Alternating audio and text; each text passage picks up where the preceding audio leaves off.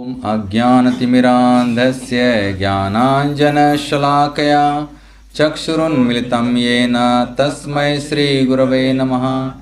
श्रीचैतन्यमनोभीष्टं स्थापितं येन भूतले स्वयं रूपः कदा मह्यं ददाति स्वपदान्तिकं।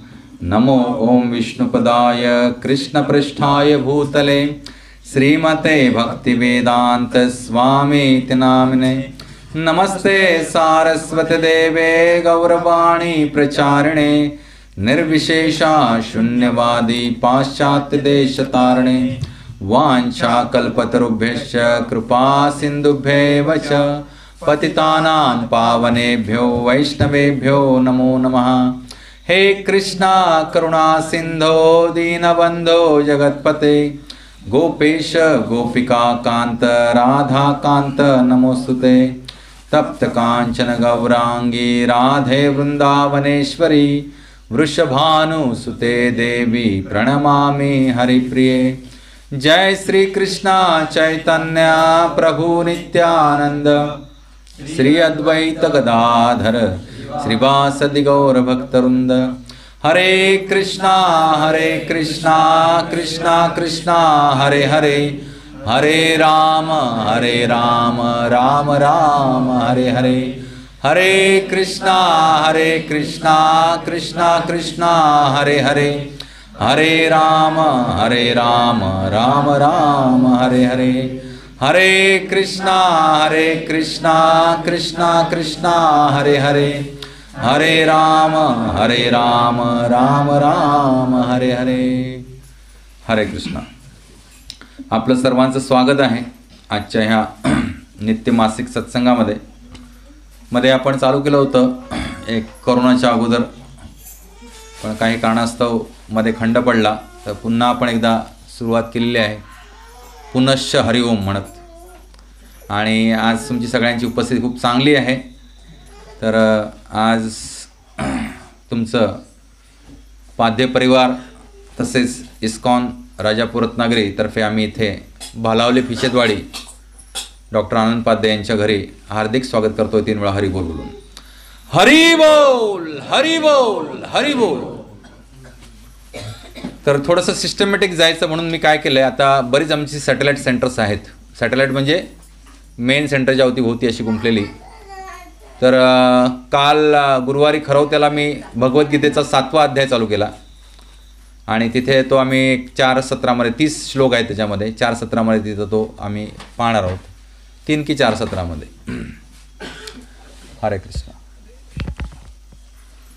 तर इथे सुद्धा मी 15वा अध्याय आज सुरू करणार आहे आणि त्याला पुरुषोत्तम योग असं म्हटलं आहे, म्हणजे परमपुरुषाचा योग, म्हणजे साक्षात भगवान श्रीकृष्ण त्यांना कसं प्राप्त करायचं याबद्दल याच्यामध्ये विस्तृत वर्णन आहे आणि या भौतिक प्रकृतीचं वर्णन आहे आणि या प्रकृतीच्या कचाड्यातनं कसं बाहेर पडायचं याचा मार्गसुद्धा आहे। तर जास्त वेळ घालूया नको आपण, कारण मला थोडासा इमर्जन्सी काम असल्यामुळे, डॉक्टर असल्यामुळे त्या क्षेत्रातील इमर्जन्सी आल्यामुळे मला थोडासा उशीर झाला, एक 10-15 मिनटं यायला। तर श्रीमद भगवद्गीता अध्याय 15वा पुरुषोत्तम योग परमपुरुषाचा योग। नाव सगळ्यांनी लक्षात ठेवा, काय आहे 15व्या अध्यायाचं नाव? पुरुषोत्तम योग। तर अध्यायाची सुरुवात डायरेक्ट भगवंतांच्या वाणीतनंच होते। इतर अध्यायांची कुठे संजय उवाच आहे, कुठे अर्जुन उवाच आहे, कुठे धृतराष्ट्र उवाच आहे, पण इथं काय आहे? श्री भगवान उवाच, स्वयंपूर्ण भगवान स्वतः इथे उपदेश करतात अर्जुनाला। आपण पहिला श्लोक डिटेलमध्ये पाहून नंतर बाकीचे पुढचे श्लोक थोडंसं फास्ट फॉरवर्ड करणार आहोत। ह्या अध्यायामध्ये एकूण 20 श्लोक आहेत। तर आज बघूया आपण किती होत आहेत ते। एक 3 सत्रामध्ये आपण हा अध्याय थोडक्यात संपवूत। मी म्हणेन माझ्या मागून तुम्ही म्हणा। श्री भगवान उवाच ऊर्ध्वमूलादशाखम् अश्वत्थं प्राहुरव्ययम् अश्वत्थं प्राहुरव्ययम् छन्दांसि यस्य पर्णानि छन्दांसि यस्य पर्णानि यस्तं वेद स वेदवेत् श्रीभगवानुवाच श्रीभगवानुवाच ऊर्ध्वमूलादशाखम् ऊर्ध्वमूलादशाखम् अश्वत्थं प्राहुरव्ययम् अश्वत्थं प्राहुरव्ययम् छन्दांसि यस्य पर्णानि छन्दांसि यस्य पर्णानि यस्तौ वेद स वेदवेत् श्रीभगवानुवाच श्रीभगवानुवाच ऊर्ध्वमूलादशाखम् ऊर्ध्वमूलादशाखम् अश्वत्थं प्राहुरव्ययम् अश्वत्थं प्राहुरव्ययम् छन्दांसि यस्य पर्णानि छन्दांसि यस्य पर्णानि यस्तं वेद स वेदवेत्. तर थोडीशी पार्श्वभूमी सांगू इच्छेन मी जो ह्या मार्गाला लागलो त्यामागे एक ब्राह्मण आहेत. जसं की आता काका एकदम स्पष्ट उच्चार करत होते. माझी एवढी काही संस्कृत चांगली नाही, तर असेच माझे एक गुरुजी होते, म्हणजे 5वी ते 10वी मला लाभले, श्री पिळपकर सर, पानवळचे. आमच्याकडे पण ब्राह्मणवाडी आहे तिथे, तर ते हायस्कूलला होते. तर त्यावेळेला आमच्या हायस्कूलला जवळजवळ 350 मुलं आम्ही होतो आणि तिथे रोज भगवद्गीतेचा हा 15वा अध्याय काय केला जायचा. एक विद्यार्थी म्हणायचा आणि मग मागून 350 मुलं त्याला रिसाईट करायची, मागून पाठांतर रोज व्हायचं. आणि मी 5वीत होतो आणि सर आम्हाला ते शिकवले पुरुषोत्तम योग 5वीत. आणि 6वीमध्ये गेल्यानंतर सरांनी पाहिलं की माझं पाठांतर चांगलं आहे, उच्चार त्यातले त्यात सुस्पष्ट आहेत. तर त्यांनी मला जबाबदारी दिली की तू हे लीड करशील 350 मुलांना. आणि तिथून 10वीपर्यंत मी जवळजवळ 5 वर्ष हा अध्याय, म्हणजे 5 वर्ष भगवंतांच्या कृपेनं गायला. आणि तीच कृपा होती खरं. आणि लहानपणापासून संगीत भजन वारकरी भजनाची म्हणजे काय होती पार्श्वभूमी होती, त्यामुळे भक्ती हृदयात लहानपणापासूनच फुलली होती. आणि सरांच्या कृपेनं संस्कृतमध्ये थोडासा ओढा निर्माण झाला. अजूनही काही संस्कृत शिकलो नाही, कामापुरतं चालून नेतो. इच्छा आहे, पण इतर सगळे गृहस्थ धर्माची जी कर्तव्य आहेत, नोकरी आहे, व्यवसाय आहे, त्याच्यापुढे. आणि इथं संस्कृत शिकवणारं पण तसं म्हणजे व्याकरण वगैरे शिकवणार कोण असेल तर काका सांगा मला. I would like to learn. राजापूरमध्ये मला शिकायची खूप इच्छा आहे. संस्कृत व्याकरण शिकवलं तरी बस झालं. तसं कोण असेल तर मला सांगा. तर ही पिळपकर सरांची कृपा आहे की आज तुमच्यासमोर मी हा बसून मागील 15 वर्ष ही सेवा करतो आहे अविरतपणे. तर नमो ब्राह्मण्य देवाय गो ब्राह्मण हिताय च जगद्हिताय कृष्णाय गोविंदाय नमो नमः. तर भगवान श्रीकृष्ण हे ब्राह्मणांचे आराध्य आहेत आणि गायींचे प्रतिपालक आहेत. अशा भगवान श्रीकृष्णांचा हा योग आहे, पुरुषोत्तम योग. तर आपण पाहूया. मी म्हणेन शब्दशार्थ, माझ्या मागून तुम्ही रिपीट करा. श्री भगवान उवाच.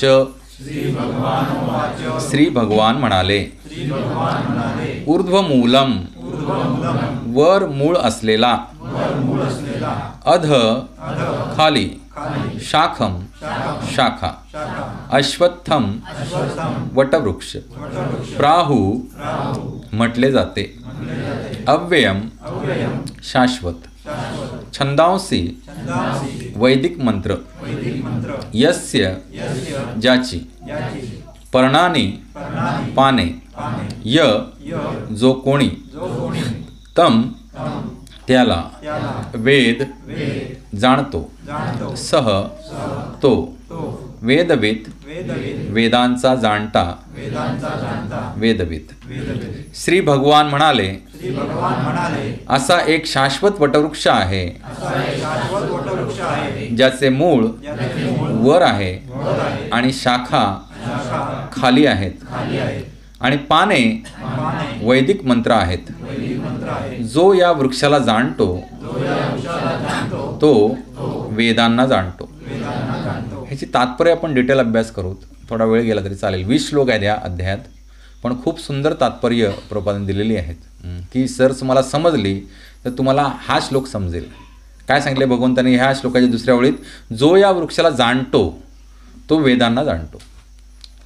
ऊर्ध्वमूल अधशाखम, हा जो उलटा लटकलेला वृक्ष आहे. अश्वत्थ म्हणजे वटवृक्ष ना, वटवृक्ष. अश्वत्थ वृक्ष म्हणजे वडाचं, पिंपळाचं. अश्वत्थ म्हणजे पिंपळ. तर तात्पर्यामध्ये श्रील प्रभुपाद सांगतायत, श्रवण करा ध्यानपूर्वक. भक्तियोगाच्या महत्त्वाविषयी विवेचन केल्यानंतर कोणीही प्रश्न विचारेल की मग वेदांबद्दल काय. या अध्यायामध्ये सांगण्यात आले आहे की वेदांचे प्रयोजन म्हणजे श्रीकृष्णांना जाणणे होय. म्हणून भक्तीमध्ये संलग्न झालेला कृष्ण भावना भावित मनुष्य पूर्वीच वेदवेत्ता असतो. हरे कृष्णा.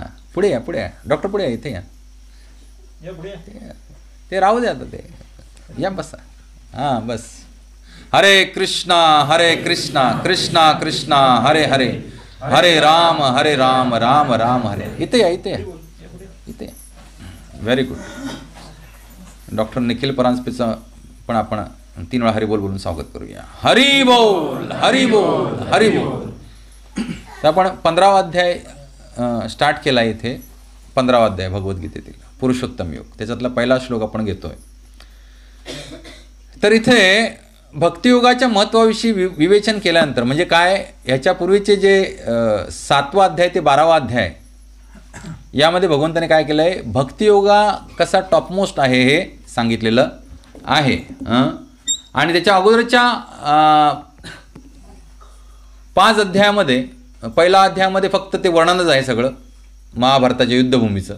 कोण कसे योद्धे आलेले आहेत रणांगणावरती, किती औक्षणी सेना आहे वगैरे. दुसऱ्या अध्यायामध्ये सांख्ययोग सांगितलेला आहे. सांख्ययोग ज्याला कळला त्याला आत्मा म्हणजे काय, परमात्मा काय हे कळतं. त्यानंतर मग कर्मयोग आहे, ज्ञान कर्म विज्ञान योग, संन्यास योग, असं ध्यान योग वगैरे, असं सगळ्या म्हणजे योगाच्या पद्धतींचं वर्णन केलं आहे थोडक्यात भगवंताने पुढच्या 1-3 अध्यायामध्ये. आणि मग 6व्या अध्यायाच्या शेवटी भगवंत सांगतात, खूप सुंदर श्लोक आहे की योगिनामपि सर्वेषां मद गतेनांतरात्मना श्रद्धावान भजते यो माम समे युक्त तमो मतः. आणि सर्व योग्यामध्ये जो दृढ श्रद्धेने सदैव माझ्यामध्ये वास करतो, अंतःकरणात माझे चिंतन करतो आणि माझी दिव्य प्रेममय सेवा करतो, तो माझ्याशी पूर्णपणे योगयुक्त असतो, तोच सर्वश्रेष्ठ योगी होय असे माझे मत आहे. असं कोण सांगतात मत? स्वतः भगवान श्रीकृष्ण सांगतात. आता हे थोडंसं स्पष्टीकरण केलं तर ह्याच्यामध्ये जे काय वर्णन केलं भगवंतानी, ही सगळी भक्तियोगाची लक्षणं आहेत. कशाची लक्षणं आहेत? जो सदैव काय करतो, माझ्यामध्ये वास करतो, अंतःकरणात माझे चिंतन करतो म्हणजे भगवान श्रीकृष्णांचं, आणि माझी दिव्य प्रेममय सेवा करतो, तो माझ्याशी पूर्णपणे योगयुक्त असतो. म्हणजे नेहमीच कनेक्टेड. योग करणे म्हणजे काय? जुळून येणे म्हणतो ना आपण, योगायोग जुळून आले म्हणतो. योग होणे म्हणजे काय?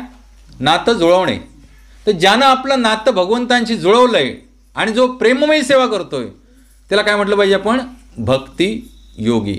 अन्यथा इतर सगळे योग जे आहेत ना ते थोडेफार अहमभावनेमध्येच असतात किंवा स्वार्थापोटी असतात, की मला ह्या संसाराचा त्याग करायचा आहे, त्यागी झाला तो, बरं की नाही, मला हा संसाराचा कंटाळा आला आहे, म्हणजे मला हा विषय आहे, मला ध्यान करायचं आहे, मला एकांत पाहिजे. म्हणजे काय पळवाट आहे ती. जशी की अर्जुनाला पण पळवाट सुचली होती. म्हणतो मी आता गांडीव फेकतो, मला बस झालं, मला आपल्या नातेवाईकांना मारायचं नाही, मी जातो, पळून जातो, संन्यास घेतो. म्हणून तुला पळपुटा संन्यासी म्हणतील भगवंत म्हणाले. काय म्हणाले? तुला कायर म्हणतील लोक. तर खरं भगवत भक्ती जी आहे ती युक्त वैराग्यामध्ये आहे. युक्त वैराग्य म्हणजे काय? कमळ बघा चिखलात फुलतं, बरोबर की नाही? ते अवतीभोवती चारी बाजूनं चिखल आहे म्हणून कमळाची कळी असा विचार करत नाही, अरे किती चिखल आहे माझ्या अवतीभोवती, मी उमलले तर काय होईल, बरोबर की नाही? मी ह्याच चिखलात काय राहते, व्रतपद राहते, असा विचार करते का कमळाची कळी? नाही. पण ज्या दिवशी कमळाची कळी फुलते त्याला ते एवढं सुंदर पुष्प आहे की भगवंतांच्या प्रत्येक अंगाचं वर्णन करताना काय वापरतात?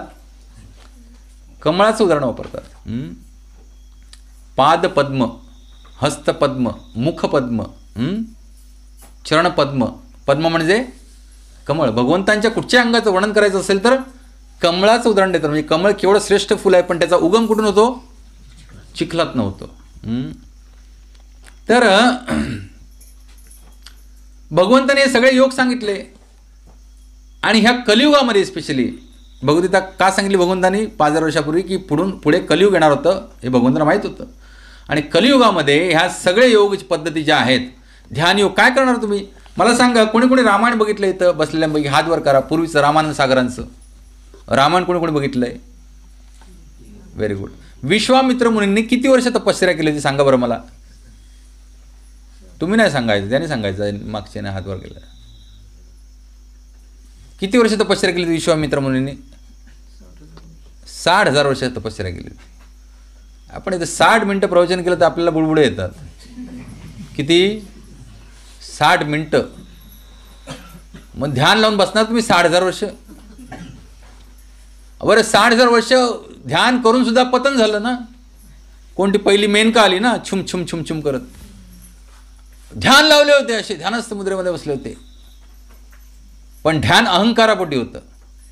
वशिष्ठ मुनींना हरवायचं होतं त्यांना, बरोबर की नाही? कथा माहिती आहे तुम्हाला? वशिष्ठ मुनींना त्यांना हरवायचं होतं, कारण हे राजा होते. राजाचे मग राजर्षी झाले, मग ऋषी झाले, मग राजऋषी झाले, आणि मग ब्रह्मऋषी झाले. आणि ब्रह्मऋषी झाल्यावर ते कळलं की हे काय उपयोगाचं नाही, सगळं surrender to lord Krishna and Ram.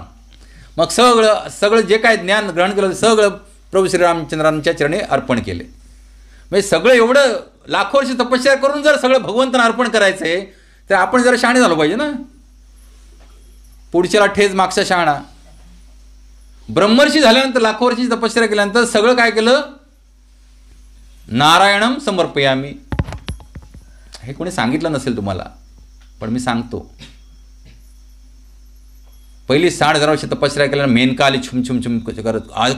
चुकूनही त्यांना वाटलं नाही की मंदिराच्या घंटेचा नाद असेल.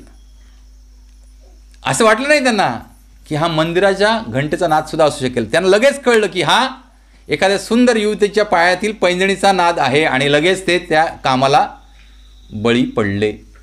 60,000 वर्षाची तपश्चर्या करून सगळं फेल गेलं, आणि तिच्यावर आणखीन 10,000 वर्ष घालवली. हां, तसं ठेवा. पीठ खायला आले ते. आणि 10,000 वर्ष घालवल्यानंतर कळलं, अरे बाप रे बाप, मी एवढा वेळ वाया घालवला, फुकट गेलं माझं जिंदगी. एवढी तपश्चर्या केली, फुकट गेली. चला त्याग केला. आणि आता ठरवलं, आता जर कोणी मला डिस्टर्ब केलं तर यादच राखा. आणि पुन्हा ध्यानस्थ बसले. पुन्हा काही हजारो वर्ष तपश्चर्या केली. मग रंभा आली, आणि ह्यांनी मनात ठरवलं होतं आता अप्सरा येऊ देच, तिचं कल्याणच करतो चांगलं. आणि नजर उघडल्याबरोबर ती रंभेला भस्म करून टाकले. अरे बापरे, पुन्हा तपश्चर्याचं बळ सगळं नष्ट झालं. का? इथं क्रोधाला बळी पडले. पहिले कामाला बळी पडले, आता इथं क्रोधाला बळी पडले. कामात क्रोधोबीज आहे ते भगवद्गीतेत सांगितलंय. ज्याच्या हृदयात कामवासना आहेत, मग त्या कोणत्याही प्रकारच्या असू दे इच्छा, त्यानं जर त्या उच्छृंखल इच्छा मनामध्ये बाळगल्या तर निश्चित त्याच्या मागून काय येणार? क्रोध येणार. मला हे पाहिजे, मला ते पाहिजे, मला ते पाहिजे, ते पाहिजे. कारण ह्या सगळ्याची पूर्तता काही इथं होत नाही. मग क्रोध पूर्तता झाली नाही, अपेक्षा भंग झाला की आपला दुसरं रागावण्याशिवाय दुसरं काय माहिती? आदळपट करण्याशिवाय. कामात क्रोधोबीज आहे ते. मग तिथून मग मोह येतो. काम, क्रोध, लोभ, मोह, मद, मत्सर हे षड्रिपू घर करून टाकतात हृदयामध्ये. पण ह्याचं सगळ्याचं कारण काय आहे? काम. काम म्हणजे जीवाच्या स्वतंत्र उपभोग भोगण्याच्या इच्छा. ह्या स्पीडनं गेलो तुम्हाला वाटत नाही. 15 अध्याय तुमचं 15-17 झाले तरी जमतील. बरं, ठीक आहे. पण हे विश्लेषण केलं नाही तर तुम्हाला त्याचा बोध पण होणार नाही. कारण 15वा अध्याय मला सरांनी शिकवला, पण तो पाठांतर कसं करायचं आणि घोकमपट्टी कशी करायची एवढंच शिकवलं. पण त्याची कृपा झाली, कारण भगवद्गीतेतला पाव श्लोक जरी रोज तुम्ही म्हटलात तरी त्याचं महात्म्य गीता महात्म्यामध्ये सांगितलेलं आहे. भगवान शंकर सांगतात पार्वती देवींना, अफाट महात्म्य आहे त्याचं. तर त्याची कृपा निश्चित होणार. तर सगळ्यांनी काय करा, आता हा श्लोक आपण म्हटला, परत म्हणा एकदा. ऊर्ध्वमूलाद शाखम अश्वत्थम प्राहुरव्ययम अमृतं प्राहुरव्ययम् छन्दांसि यस्य पर्णानि छन्दांसि यस्य पर्णानि यस्तं वेद स वेदवेद. किंबहुना मित्र म्हणेन, तुम्ही सगळे पालक आहात, तुम्ही आपल्या मुलांना याची प्रिंटआउट काढून द्या आणि रोज हा 15वा अध्याय घरामध्ये म्हणायला सांगा. लक्षात? प्रभूजी देतील तुम्हाला प्रिंटआउट काढून. त्यांना संकलित जी आपली भगवद्गीता आहे त्याचा प्रिंटआउट काढून द्या पुरुषोत्तम योगाची.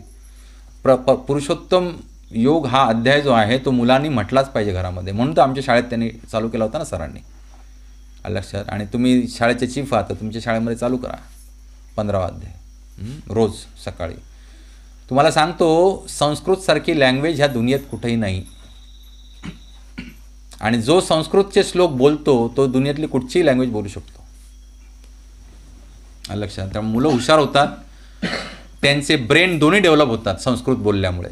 नॉर्मली आपला काय होतो, डॉमिनंट ब्रेन लेफ्ट असतो, जे उजव्या हातानं काम करतात त्यांचा.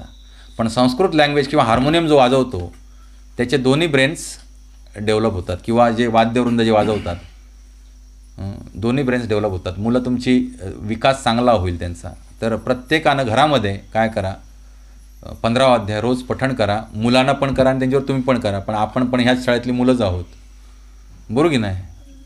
भगवंतांची कृपा आपल्याला जास्त पाहिजे. आपल्याला मिळाली तर आपण ते आपल्या मुलांना देणार.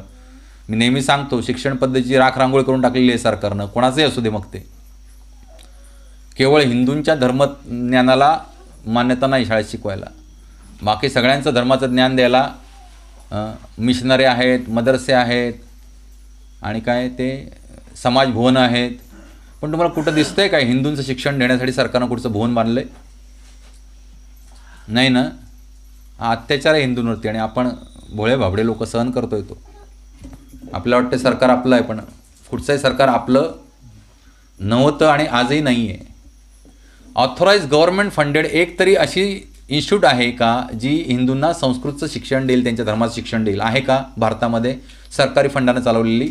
नाही. पण इतर धर्मियांसाठी government of India and government of Maharashtra spending crores of rupees for the education of those people in their religious principles.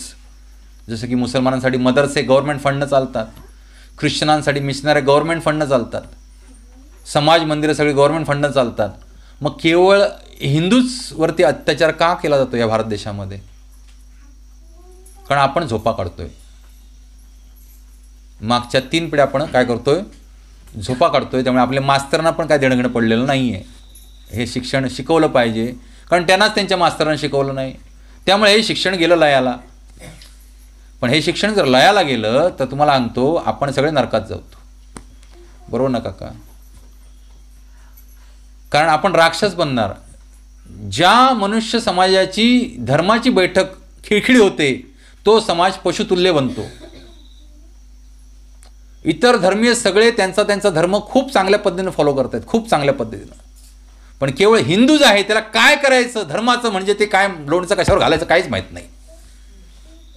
तर आपलं काहीतरी खुळबुड करत असतो परंपरेनं, वंश परंपरेनं. गणपती आण, नागोबा आण, गोकुळ आण, शिमगा घाल, टिपुरी कर, आणखीन काय कर, सत्यनारायणाची पूजा घाल, हे कर ते कर, सगळं करत असतोय. पण ह्याच्यामागे ज्ञानाचं अधिष्ठान आहे का? अजिबात नाही. आणि ज्ञानाचं अधिष्ठान नसेल तर ही परंपरा तुमची किती पिढ्या चालेल सांगा बघूया. तुम्ही म्हणताय आम्ही परंपरा जोपासतोय, किती पिढ्या चालेल ज्ञानाचं अधिष्ठान नसेल तर? चालणार का? तुमची मुलं आत्ताच ह्याच्या आहारी गेलेत, तुमच्यावर याला तयार नाही आहेत. आणि तुम्हाला पण तेवढी उत्सुकता आणि आस्तिकता नाही आहे. आपण धड नास्तिकही नव्हतं आणि धड आस्तिकही नाही. आपण मध्येच काहीतरी लुडबुड खुडबुड प्रत्येकात चाललेलं असतंय. आपलं काय 2 अगरबत्त्या सकाळी पेटवले, आंघोळ करून घंटा वाजले, देवाबा कुठे असतील तिथं बरा राहतो आणि मलाही बरा ठेव. हां, बाकी तुझं माझं आता भेट उद्याच सकाळी डायरेक्ट. तू तुझ्या कर्तव्यात बिझी, मी माझ्या कर्तव्यात बिझी. हां, तू त्रैलोक्याचा अधिपती, मी या घराचा अधिपती. तेच ह्या श्लोकात सांगितलं आहे, म्हणून मी ते रेफरन्स देतोय तुम्हाला. ह्या श्लोकात हेच सांगितलं आहे. श्री भगवान म्हणाले, असा एक शाश्वत वटवृक्ष आहे ज्याचे मूळ वर आहे आणि शाखा खाली आहेत आणि पाने वैदिक मंत्र आहेत. जो या वृक्षाला जाणतो तो वेदांना जाणतो. तर या ठिकाणी भौतिक जगताच्या बंधनाची तुलना ही वटवृक्षाशी करण्यात आलेली आहे. आपण सगळे आधी बंधनात आहोत हे जाणून घ्या. हे भौतिक बंधनात आपण अडकलो आहोत. सांगा बरं, एक क्षण तरी तुम्हाला असं वाटतंय का मी इथं एकदम सुखी आहे? एक क्षण तरी वाटतंय का? नाही वाटत आहे. प्रत्येक क्षणाला आपल्याला काय नाही काय प्रेशर आहे डोक्यामध्ये. कोणतरी घरामध्ये आजारी आहे, कोणतरी घरामध्ये शिकतंय, कुठून तरी पैसा कमवायचा आहे, कुठून तरी कर्जाचे हप्ते भरायचे आहेत, उद्या सकाळी जॉबला जायचं आहे, तिथं बॉस बरोबर पटत नाही आणि खूप कष्ट करून घेतात, राबवतात, रिटर्नमध्ये पगारच मिळत नाही, संप केला तरी सरकार दाद देत नाही. एस टीवाल्यांचा संप आता चालला आहे 3.5 महिने, कोणाला काय पडलेलं नाही आहे. तर आपण सगळे बंधनात आहोत हे आधी पहिलं जाणून घ्या. बरं, बंधनात आहोत हे कळल्यानंतर बंधनात असलेल्या व्यक्तीचं प्रथम कर्तव्य काय हो? काय प्रथम कर्तव्य? काय साक्षी, तुला काय वाटतं? बंधनात अडकलेला माणूस आहे, त्याचं प्रथम कर्तव्य काय असेल? बंधन अडकलाय, दोरीने बांधून टाकलाय, पहिलं काय कर्तव्य डोक्यात येईल त्याच्या? बंधन तोडणं येईल ना, बरोबर की नाही? सिंपल गोष्ट आहे. बंधनात सुटणं हे पहिलं गोष्ट आहे ना. मग बाकीच्या गोष्टी. तुम्हाला बांधून ठेवलंय त्रिगुणांच्या दोरांनी. पहिलं गोष्ट काय आहे? ह्या 3 गुणांच्या पलीकडे जाणं. त्याला निस्त्रैगुण्य म्हणतात अवस्था. ते अमल आहे का? मग हरीच्या आईला पाठवा आतमध्ये. ठीक आहे. तर बंधनात आपण आहोत हे आधी जाणं. आणि बंधन असं भयानक आहे ना, ही पृथ्वी त्याला जेल परवडली. 14 वर्षच तिथं जन्मठे बसते, त्यानंतर सुटका तरी होते. पण हे बंधन असं आहे, जर तुम्ही ह्या बंधनातून मुक्त झाले नाहीत ह्या मनुष्य देहामध्ये, तर पुन्हा परत तुम्हाला साखळ दंड घालून यमदूत दुसऱ्या बंधनामध्ये टाकतील. म्हणजे दुसरा देह देतील. अजून काय होणार नाही आहे. मी पुन्हा बंधन आलंच. जन्म मृत्यू जरा व्याधी दुःख दोषानुदर्शनम. पुन्हा बंधन आलं. जन्म घ्या, मरा, म्हातारे व्हा आणि आजारी पडा. लक्षात नाही, 4च गोष्टी होऊ शकतात माणसाच्या जीवनात किंवा कोणत्याही पशुयोनीमध्ये पण. काय? जन्म मृत्यू जरा आणि व्याधी. व्याधी म्हणजे आजारपण, जरा म्हणजे म्हातारपण. हे सगळं भगवद्गीतेतच सांगितलेलं आहे, कुठं लांब सांगितलेलं नाही. सगळं सुंदर स्पष्ट सांगितलेलं आहे. म्हणून भगवद्गीतेला राजविद्या राजगुह्यम भगवंत म्हणतात. पवित्रम इदम उत्तमम. भगवद्गीते ज्ञानासारखं ज्ञान नाही दुनियेमध्ये. हे पाश्चात्य देशातील लोकांना कळलं, त्यामुळे त्यांनी अभ्यास करून त्याच्यावरती आता आचरण चालू केलं त्याप्रमाणे. आपल्याला शिकवणारा कोण नाहीच आहे. आणि आला तर तो म्हणतो काय असू दे होते. मागच्या महिन्यात कधी आलो होतो तर बघितलं तिकडं 10-12 माणसं पण नव्हती. बाकी सगळी होती, गाडदिसाला वगैरे आली, घरातली होती 30-1 माणसं आणि आम्ही 31-1 आलो होतो. असे होते 60-70. प्रसाद संपला. प्रसाद संपला. पण माझी जी भूक असते की तळागाळातील प्रत्येकाला हे भगवंतांचं ज्ञान मिळावं, ते मला थोडंसं हृदयामध्ये खंत घेऊन मी परत गेलो. प्रभूजींनी मग मोठी मोहीम चालवली. तर आता अर्ध अंगण भरलेलं आहे. पुढच्या वेळेला येईन त्याला पूर्ण अंगण भरलं पाहिजे असं सगळ्यांनी तुम्ही प्रयत्न करा. कारण हे ज्ञान खूप सुंदर आहे. ह्या नाण्यासारखं दुसरं ज्ञान नाही.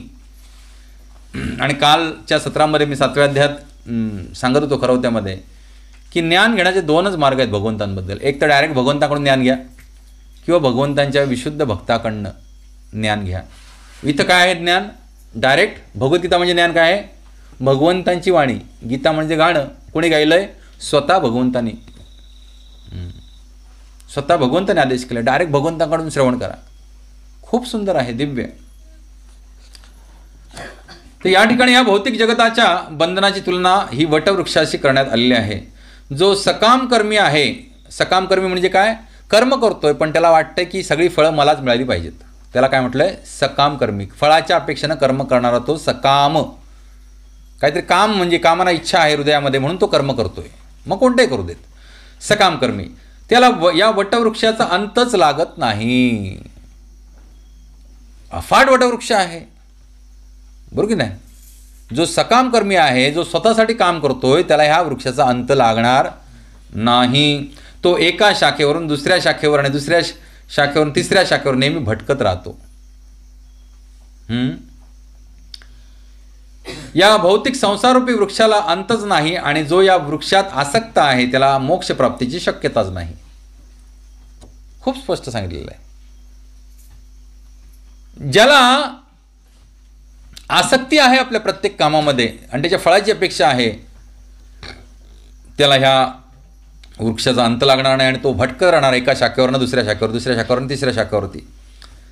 आणि त्याला अशा व्यक्तीला मोक्षप्राप्तीचं शक्यता सुतराम सुद्धा नाही. म्हणजे मोक्षप्राप्ती म्हणजे काय?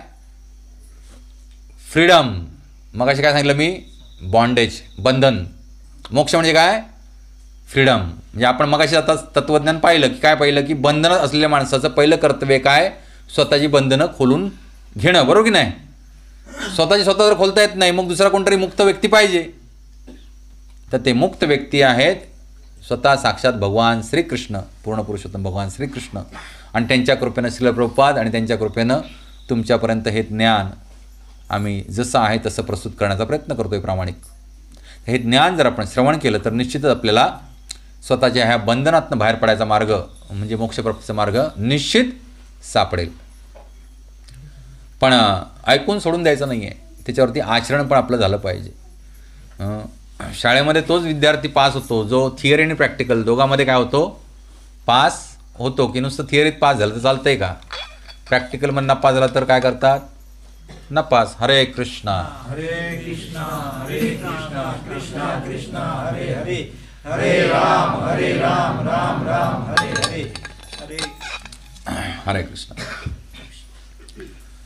तर वैदिक मंत्र आत्मोन्नती करण्याकरता आहेत. जे काही वेदामध्ये मंत्र आहेत ते काय करण्यासाठी आहे? आत्मोन्नती. उन्नती म्हणजे प्रगती, आत्म्याची उन्नती करण्यासाठी आहेत. आणि हे मंत्र म्हणजे या वृक्षाची पाने आहेत. या श्लोकाचंच आपण स्पष्टीकरण पाहतोय. छंदांसी यस्य पर्णानी. छंदांसी म्हणजे वैदिक मंत्र. यस्य पर्णानी म्हणजे याची पानं वैदिक मंत्राने बनलेली. असा अश्वत्थ म्हणजे पिंपळाचं झाड. पण ते कसं आहे? ऊर्ध्व मुळं त्याची वर आहेत, शाखा खाली पसरलेल्या आहेत, पानं एकदम खाली आहेत, पानं फळं जे काय लागले एकदम खाली लागलेली आहेत. तर त्याचं आपण वर्णन पाहतोय. या वृक्षाची मुळे ऊर्ध्व दिशेने वाढतात, उलटीवर वाढत आहेत मुळं. कारण या वृक्षाचा प्रारंभ ब्रह्मांडातील सर्वोच्च अशा ब्रह्मलोकापासून होतो. जर मनुष्याला या अविनाशी मोहरूपी वृक्षाचे ज्ञान झाले तर तो या वृक्षातून बाहेर पडू शकतो. आता ब्रह्मलोक ऊर्ध्व दिशेला आहे म्हणजे काय आहे? ज्या वेळेला हे ब्रह्मांड, आपण ज्या ब्रह्मांडामध्ये राहतो, ह्या ब्रह्मांडाचं ज्यावेळेस सृजन झालं, कारणोदकशाही विष्णू जे कारणोदक सागरात पोहळलेले आहेत त्यांच्या रोमरंध्रातनं ब्रह्मांड बाहेर पडतात. त्याच्या डिटेलमध्ये जात नाही, तुम्ही श्रवण करा फक्त बस. आणि मग प्रत्येक ब्रह्मांड जे आहे अशी अनंतकोटी ब्रह्मांड आहेत. तुम्ही हा शब्द तर ऐकला असेल, काय? अनंतकोटी ब्रह्मांड आहेत. तर ही ब्रह्मांड कुठून येतात एवढं लक्षात ठेवा. कुठून येतात? महाविष्णू किंवा कारणोदकशाही विष्णू यांच्या रोमरंध्रातनं, एक केसाचं मूळ आहे ना, त्याच्या मुळातनं एक एक ब्रह्मांड बाहेर येतं. एवढे महान आहेत महाविष्णू. आणि मग हे एक ब्रह्मांड ज्याच्यामध्ये आपण राहतो ते एक ब्रह्मांड आहे. तर ह्या ब्रह्मांडामध्ये दुसरे विष्णू प्रवेश करतात. त्यांचं नाव आहे गर्भोदकशाही विष्णू. काय नाव आहे त्यांचं? गर्भोदक म्हणजे घामाचं जळ, पसीना, घाम. तर हे विष्णू काय करतात? आपल्या घामाच्या जळांना हे जे आपलं ब्रह्मांड आहे ते पूर्ण भरून टाकलं त्याने अर्ध, आणि त्याच्यावरती अनंत शिशावरती पोळलेत मस्तपैकी असे, आणि लक्ष्मी चरण दाबतायत. हा फोटो तुम्ही पाहिला असेल. विष्णू अनंत शिशावरती पोळलेत आणि लक्ष्मी त्यांचं चरण संवाहन करतायत. तर ते गर्भोदकशाही विष्णू. आणि गर्भोदकशाही विष्णू पौळले तर त्यांना आता प्रश्न पडला, तर हे ब्रह्मांड आहे, इथं मी आलो, लक्ष्मी आहेत, शेषनाग आहेत, पण बाकी कोणच नाही. इथं काहीतरी केलं पाहिजे ना येऊन. उगाच बिनकारण काय नसतं, प्रयोजन असतं प्रत्येक गोष्टीचं. मग ते ह्या ब्रह्मांडातील पहिला जीव ज्याला मला घालतात त्याचं नाव आहे ब्रह्मदेव. काय नाव आहे त्याचं? ब्रह्मदेव. आणि ते त्यांच्या नाभीतनं एक कमळ बाहेर येतं. तुम्ही बघितलं असेल, विष्णू पौळलेलं त्यांच्या नाभीतनं काय आलंय? कमळ बाहेर आलं. आणि कमळावरती ब्रह्मदेव बसलेले आहेत. ते पहिले जीव जन्माला घातले कोणी? गर्भोदकशाही विष्णूंनी. मग आता हे ब्रह्मांडातील ब्रह्मलोकवरती का आहे? तर जो कमळाचा जो देठ आहे याचे समान 14 भाग केले. किती? म्हणून त्याच्यात 14 भागात 14 भुवन म्हटलंय. मध्ये आपण बरोबर आहोत, त्याला मृत्यूलोक म्हणतात. ते आपल्या खाली पाताळ लोक आहेत आणि आपल्या वरती भुवर लोक, स्वर्गलोक, जनलोक, तपलोक, महरलोक, ब्रह्मलोक, सत्यलोक अशी लोक आहेत. खाली पाताळ आहेत वेगवेगळ्या प्रकारचे, रसातळ, तलातल, सुतल, पाताळ अशी आहेत खाली. आणि सेंटरला मधोमध कोण आहोत? मृत्यूलोक. आणि मृत्यूलोकामध्ये येते ही पृथ्वी. बघा आपण किती क्षुल्लक आहोत ते बघा. ही पृथ्वीच केवढी अफाट आहे आणि ती ह्या 14 भागांच्या कुठेतरी मध्ये आहे. आणि त्याच्यावरती आपण आशिया खंडामध्ये भारत देश आहे छोटासा, त्या भारत देशामध्ये आपण महाराष्ट्र राज्यात आहोत. त्या महाराष्ट्र राज्यामध्ये राजापूर तालुका आहे, आपला रत्नागिरी जिल्हा आहे, त्याच्यामध्ये राजापूर तालुका आहे. त्याच्यामध्ये अनेक गावं आहेत, शेकडो राजापूर तालुक्यामध्ये. त्यामधलं एक गाव आहे भालावली, त्याच्यातली एक वाडी आहे फिशेदवाडी. त्या फिशेदवाडीच्या वाडीच्या एका घराच्या अंगणात आपण एवढेसे करून बसलो आणि आपल्याला वाटते आम्ही त्रैलोक्याचे स्वामी बनणार.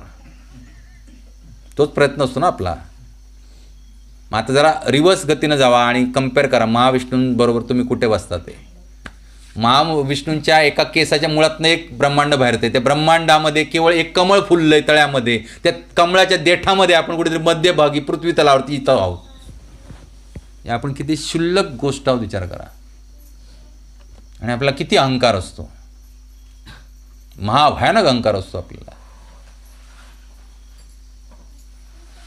हे मनुष्य जीवन जे आहे हे हा अहंकार करण्यासाठी नाही आहे. मनुष्य जीवन ही चावी आहे ह्या जेलमधनं बाहेर पडायची, बंधनातनं बाहेर पडण्याची. ती वाया घालून चालणार नाही. तुम्ही किती आटापिटा करा, किती पैसे कमवा. काल एक मी माझ्या भावानं भूषणनं मला एक व्हिडिओ पाठवला होता टिकटॉकवरचा. तर एक मस्त काय करतो, जिम करत असतो तरुण, मागावरनं बॅकग्राऊंड चालू असतो, जिम करो. मग मस्त झोपतो 8-10 तास, अच्छे से नींद पूरी करो, मग भरपूर पाणी पिओ, भरपूर फ्रूट्स खाओ. सगळं करतो तो. आपण हे का करतो? सुदृढ आरोग्यासाठी, बरोबर की नाही? शेवटचं वाक्य होतं, फिर भी मृत्यू आएगी. तुम्ही काही करा आणि तिथे बॅग रिकामीच घेऊन जावं लागते, बॅगच नेता येत नाही. जे काय असेल ते इथं ठेवून जावं लागतंय. तुम्ही ह्या शरीराची जोपासना किती करा आटापिटा करून, तुम्ही चांगलं घर बांधा, बंगला बांधा, प्रॉपर्टी करा, काही करा, हे सगळं इथंच टाकून जावं लागणार आहे. सोबत काय जाईल तर ते केवळ आणि केवळ हरिभक्ती. भगवंताने स्वतः वचन दिलेत, स्वल्पमपस्य धर्मस्य त्रायते महतो भयात. भगवद्गीतेतील वचन आहेत. ज्याच्या हातून स्वल्प अल्प जरी धर्म झाला. आता धर्म म्हणजे काय, अधर्म म्हणजे काय ऐकायचं असेल तर आपलं यूट्यूब चॅनल आहे प्युअर डिवोशन मराठी, त्याच्यावरती आत्ताच मालवणला प्रवचन झालं माझं, धर्म आणि अधर्म, ते श्रवण करा. आणि नंतर ते लेक्चर आहे ते एका फोल्डरमध्ये आहे. त्या फोल्डरचं नाव आहे खरा धर्म. त्याच्यामध्ये 3-4 लेक्चर्स आहेत अशी, ती पण श्रवण करा. कारण कधीतरी महिन्यातनं 2 महिन्यातनं भेटणं म्हणजे ही फार कमी इंटरॅक्शन होते आपली. तर तुम्ही रोज इंटरॅक्शन करू शकता.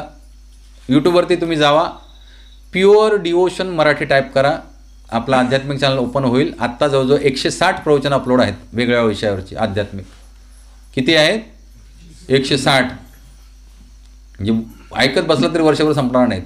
एकदा ऐकून समजत नाही, परत परत ऐकायचं, लक्षात नाही. फक्त ते प्युअर डिवोशन मराठी इंग्रजीमध्ये टाईप करा, PUREDEVOTION मराठीचं स्पेलिंग टाका, मग ओपन होईल ते. सबस्क्राईब करा आणि सगळ्यांनी नियमित ठरवा की मी रोज एक प्रवचन ऐकणार आहे. नाव जरी इंग्रजी असलं तरी प्रवचन सगळी मराठीमध्ये आहेत, आपल्या बोलीभाषेमध्ये.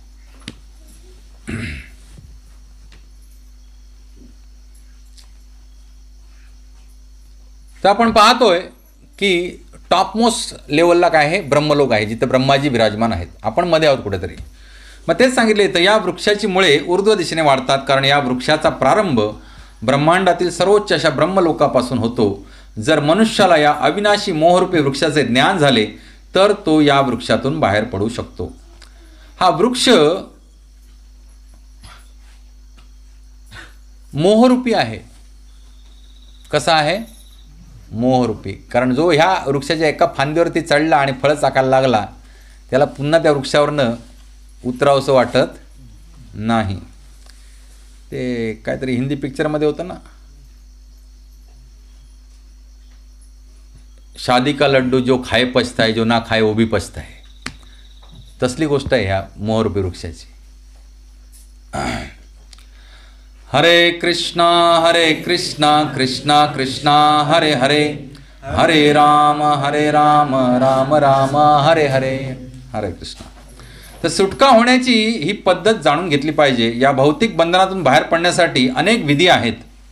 याचे वर्णन पूर्वीच्या अध्यायामध्ये करण्यात आलेले आहे. म्हणजे 14 अध्यायांपर्यंत भगवंतांनी ह्या वृक्षातनं बाहेर कसं पडायचं याचे विधी सांगितलेत. त्याच्यामध्ये टॉपमोस्ट काय सांगितलंय? भक्तियोगा सांगितलंय. आणि 13व्या अध्यायापर्यंत आपण पाहिले की भगवत भक्ती हीच सर्वोत्तम विधी आहे. 13व्या अध्यायापर्यंत भगवंतांनी स्पष्ट सिद्धता केली की काय, भक्तियोगा हेच सर्वोत्तम काय आहे, विधी आहे. म्हणजे भक्तियोगाचं प्रमुख पहिलं कर्तव्य आहे श्रवण, जे तुम्ही आता करताय बसून. भक्तियोगा म्हणजे काय? श्रवण, कीर्तन, विष्णू स्मरण. हे भक्तियोगाचं प्रमुख 3 अंग आहेत. काय करा? भगवंतांबद्दल श्रवण करा, मग मुखानं कीर्तन करा जे सुरुवातीला आपण केलं, आणि मग स्मरण करा घरी जाताना की आज आपण काय शिकलो भगवंतांबद्दल. नित्य स्मरण करा. भगवान श्री विष्णूंचं, कृष्णांचं, रामांचं स्मरण करत राहा. श्रवण, कीर्तन, विष्णू स्मरण. मग वंदन आलं, भगवंत इथं आलेले आहेत आपल्याकडे भेट देणारी, त्यांना नमस्कार करणं. अर्चन आलं, त्यांचं पूजा करणं. दास्य भावामध्ये त्यांच्यासाठी सेवा करणं. वेगवेगळी मिष्टान्न रोज त्यांच्यासाठी बनवणं, त्यांना ऑफर करणं तुळशीपत्र ठेवून. हा भक्तियोग आहे. आणि हे सहज शक्य आहे गृहस्थ आश्रमात, बरोबर की नाही? भगवंतांची प्रेममय सेवा करणं सगळ्यात जास्त सोपं कोणाला आहे? गृहस्थाश्रमीला सोपं आहे. आत्ताच मी आलो, काका खूप सुंदररित्या मंत्रपठन करून भगवंतांची पूजा करतो. त्यांच्याकडे खूप सुंदर शालिग्राम शिला आहेत, भगवंतांच्या खूप सुंदर दिव्य मूर्ती आहेत, कृष्णांच्या मूर्ती आहेत, रामांच्या आहेत, विठ्ठलाची आहे. आणि शालिग्राम शिला म्हणजे पण साक्षात भगवान श्री विष्णू. ते जाताना सगळ्यांनी दर्शन घेऊन जाऊ तिथलं पण. आणि राधा गोपीनाथांना पण प्रार्थना करा की हा भक्तियोगा काय करू दे, आमच्या हृदयात रुजू दे. तर या भौतिक बंधनातून बाहेर पडण्यासाठी अनेक विधी आहेत. याचे वर्णन पूर्वीच्या अध्यायामध्ये करण्यात आले आहे. आणि 13व्या अध्यायापर्यंत आपण पाहिले की भगवत भक्ती हीच सर्वोत्तम विधी आहे. भक्तीचे मूलभूत तत्व म्हणजे भौतिक कर्मांपासून अनासक्ती आणि दिव्य भगवत सेवेप्रती आसक्ती. मगाशी आपण पाहिलं सकाम कर्मी, म्हणजे ज्याला स्वतःच्या फळाची इच्छा स्वतःलाच आहे आणि फळ मिळण्याच्या अपेक्षेनं जो कर्म करतो तो सकाम कर्मी. पण भौतिक कर्मापासून अनासक्ती. भौतिक कर्मापासून अनासक्ती म्हणजे काय? भौतिक कर्मांच्या फळांपासून अनासक्ती. कारण भौतिक कर्म करायचे आपण बंद केले तर गृहस्थाश्रमी उपाशी मरेल, बरोबर की नाही? आपण आपलं कर्म आपलं केलं पाहिजे, पण ते कसं फटाफट निपटायचं भौतिक कर्म. हे कधी प्रवचनात सांगितलं बरोबर मी तुम्हाला? सोमवारच्या प्रवचनात सांगितलं ना मी. सोमवारच्या प्रवचनात सांगितलं भौतिक कर्म कसे फटाफट निपटायचे. जास्तीत जास्त वेळ कशाला द्यायचा? आध्यात्मिक कर्मांसाठी द्यायचा. म्हणजे रोज भगवद्गीता वाचू शकता. कोणाकोणाला भगवद्गीता पाहिजे त्याने हात वर करा, आम्ही उपलब्ध करून देतो नाममात्र शुल्कामध्ये. सगळ्यांच्या घरी भगवद्गीता आहे. ज्यांच्या घरी भगवद्गीता आहे त्यांनी हात वर करा. Very good. आता कोणाच्या घरी भगवद्गीता नाही त्यांनी हात वर करा, मोठा हात वर करा, काय अडचण नाही. Very good. तुम्हाला पाहिजे भगवद्गीता, हे अशी पाहिजे, नाव नोंद करून घ्या आणि सगळ्यांना उद्या आणून द्या. तुम्हाला मंगळवारी भगवद्गीता भेटेल. मराठीमध्ये आहे, मी त्याच्यातनं वाचून तुम्हाला निरूपण करतोय. शुद्ध मराठीमध्ये आहे. तुम्ही इथं सत्संगाला नियमित आले तर आपोआप तुमच्याशी बोलायला लागेल भगवद्गीता. अशीच नाही बोलणार, कारण ते राजविद्या जशी आहे तशी राजगुह्यम पण आहे. गुह्यम म्हणजे काय? टाळं लावलेलं आहे त्याला. आणि चावी असते गुरु शिष्य परंपरेकडे. कोणाकडे असते? चावी गुरु शिष्य परंपरेकडे असते. आणि आपण हे ज्ञान घेतोय, याच्या 28व्या पेजवरती आहे. हे ब्रह्ममदेव गौडीय संप्रदायामध्ये आपण ज्ञान घेतोय. हे ऑथोराईज संप्रदाय आहे. 4च ऑथोराईज संप्रदाय आहेत. त्याच्यामध्ये जे भगवंतांचं ज्ञान विशुद्ध रूपामध्ये भेटू शकतं आपल्याला. कोणते कोणते 4 संप्रदाय आहेत? एक ब्रह्म संप्रदाय म्हणजे ब्रह्माजींपासून आलेला, एक श्री संप्रदाय म्हणजे लक्ष्मीजींपासून चालत आलेला, एक रुद्र संप्रदाय म्हणजे भगवान शंकरांपासून चालत आलेला, आणि एक कुमार संप्रदाय जो ब्रह्मदेवांचे पहिले 4 पुत्र सनक सनकादी पैकी ह्या कलियुगामध्ये आता जशी सरस्वती देवी लुप्त झाली तशी रुद्र संप्रदाय आणि कुमार संप्रदाय हे लुप्त झालेले आहेत किंवा लुप्त होण्याच्या मार्गावरती आहेत. सध्या प्रामुख्यानं 2 संप्रदाय भारत भूमीवरती या पवित्र भारतभूमीवरती कार्य करतायत. द्रविड भागामध्ये श्री संप्रदाय आणि गौडीय भागामध्ये ब्रह्ममध्व गौडी संप्रदाय म्हणजे ब्रह्माजींपासून आलेला. तर ह्या प्रमाणित आणि प्रामाणिक गुरुशिष्य परंपरेमध्ये आपण हे ज्ञान घेतोय. म्हणून तुम्हाला सांगतो, इथं जर सत्संगाला नियमित आलात किंवा राजापूरला आलात किंवा जवळपास कुठं अजून इस्कॉनचं सेंटर तुमच्या आसपास असेल, तिथे जाऊन हे श्रवण केलात तर निश्चितपणे तुम्हाला ह्याची चावी भेटेल. आणि मग तुम्ही वाचलात तुम्हाला कळेल भगवद्गीता. अशी जोडून बसलात तर कळणार नाही. इच्छा पण होणार नाही वाचायची. कळायची का लांबच गोष्ट राहिली. लक्षात ना. कारण ही कृपा आहे ना, हे संसर्गजन्य रोग आहे. खरूच कसा माहिती आहे संसर्गजन्य रोग असतो, तसे भगवत कृपा आहे संसर्गजन्य रोग आहे. तुम्ही एखाद्या भक्ताच्या संघामध्ये आलात की तुम्हाला तो संसर्गजन्य रोग जडणार म्हणजे जडणारच. म्हणूनच शास्त्राने ते वचन बोलले, खोटं नाही आहे. साधुसंग सर्व शास्त्र कहे, लव मात्र साधुसंग सर्व सिद्धी आहे. काय सांगतायत श्लोकामध्ये? या साधुसंग करा म्हणजे भगवंतांचा सत्संग करा, जिथं चालतो विशुद्ध भक्तांचा प्रेममय चालतो तिथं जावा. आणि तो असा जर तुम्ही केला तर तुम्हाला काय होतील प्राप्त? लव मात्र साधुसंग. लव म्हणजे पापणी लवते न लवते, त्याला लव म्हटलंय. एवढं जरी तुम्ही सत्संगात येऊन बसलेत एवढा वेळ तरी काय होईल? तुम्हाला सर्व सिद्धी प्राप्त होतील. म्हणजे तुम्हाला आम्ही काय करणार? चावी पासवर्ड सांगून टाकणार. Tick tick tick tick tick. तोपर्यंत सगळं काय आहे? फक्त युजर आय डी तुम्हाला माहिती आहे. आणला भगवद्गीता युजर आय डी माहिती आहे पण पासवर्ड माहीत नाही. You cannot open it. Everything is coded. प्रत्येक गोष्टीला कोड लँग्वेज घातलेली आहे. ज्याला आम्ही तुम्हाला ट्रान्सफर करू चावी, आम्ही म्हणजे प्रभुदांच्या कृपेनं. आम्ही तर कोणच नाही त्याच्यामध्ये. शुल्लक दास आहे मी प्रभुदांच्या चरणी, पात्रता पण नाही माझी. तर ही चावी अशी दास दासम दास परंपरेनं चालत असते. चावी आम्ही तुम्हाला दिली की तुम्हाला भगवद्गीता तुमच्याशी बोलायला लागेल. निश्चित बोलायला लागेल, गॅरंटी देतो मी. केवळ आजचं एक प्रवचन ऐकून जरी तुम्ही घरी गेला आणि भगवद्गीता उघडलात, भगवद्गीता तुमच्याशी बोलायला लागेल. I guarantee you on behalf of Prabhupada. कारण हृदयामध्ये शुद्धता पाहिजे. हृदय गुरु महाराज सांगतात त्याच्यामध्ये तीळ मात्र सुद्धा कपट असतं का म्हणे. असंच हृदय भगवंतांना प्रिय असतं. आणि असं हृदय जर धारण आपण हृदय करून जर भगवद्गीता उघडून बसलो तर निश्चित भगवंत आपल्याशी बोलायला लागतील. तर या भौतिक जगताशी असणारी आसक्ती भेदण्याची विधी या अध्यायाच्या प्रारंभी सांगण्यात आले आहे. हा जो आसक्तीरूपी वृक्ष आहे ह्याला भेदायचं कसं याचा विधी इथंच प्रारंभीच सांगण्यात आलेला आहे. या संसाररूपी वृक्षाची मुळे ऊर्ध्व दिशेने वाढतात. याचा अर्थ असा आहे की महत्त्वापासून या मुळाच्या वाढीला प्रारंभ होतो आणि ब्रह्मांडाच्या सर्वोच्च लोकापासून ते मूळ खाली येते. त्या ठिकाणाहून संपूर्ण ब्रह्मांडाचा विस्तार होतो आणि यामध्ये अनेक शाखारूपी विविध ग्रहमालिकांचा समावेश होतो. वृक्षाची फळे म्हणजे जीवाची धर्म अर्थ काम आणि मोक्ष ही कर्मफले होतात. या वृक्षाची फळं काय आहेत? धर्म अर्थ काम आणि मोक्ष. याला पुरुषार्थ म्हणतात. धर्म अर्थ काम आणि मोक्ष हे काय आहेत? पुरुषार्थ आहेत. ही फळं आहेत या वृक्षाची. या जगामध्ये जरी फांद्या खाली आणि मुळे वर असलेला वृक्ष आढळत नसला तरी असाही वृक्ष अस्तित्वात असतो. आपल्याला दिसतो का असा मुळं वरती आणि फांद्या पानं खाली असा वृक्ष दिसतो का? नाही या जगामध्ये. असा वृक्ष जलाशयाच्या तीरावर आढळू शकतो. कुठे आढळू शकतो? तुम्ही शांत अशा पाणवठ्यावरती जावा, त्याच्या तीरावरती जर वृक्ष मोठमोठे असतील तर आपल्याला त्याचं प्रतिबिंब कसं दिसतं? मुळं वर आणि पानं खाली. आपण पाहू शकतो की तीरावर असलेल्या वृक्षाचे प्रतिबिंब पाण्यात पडलेले असते आणि त्याच्यामध्ये वृक्षाच्या फांद्या खाली तर मुळं वर असल्याचे आढळते.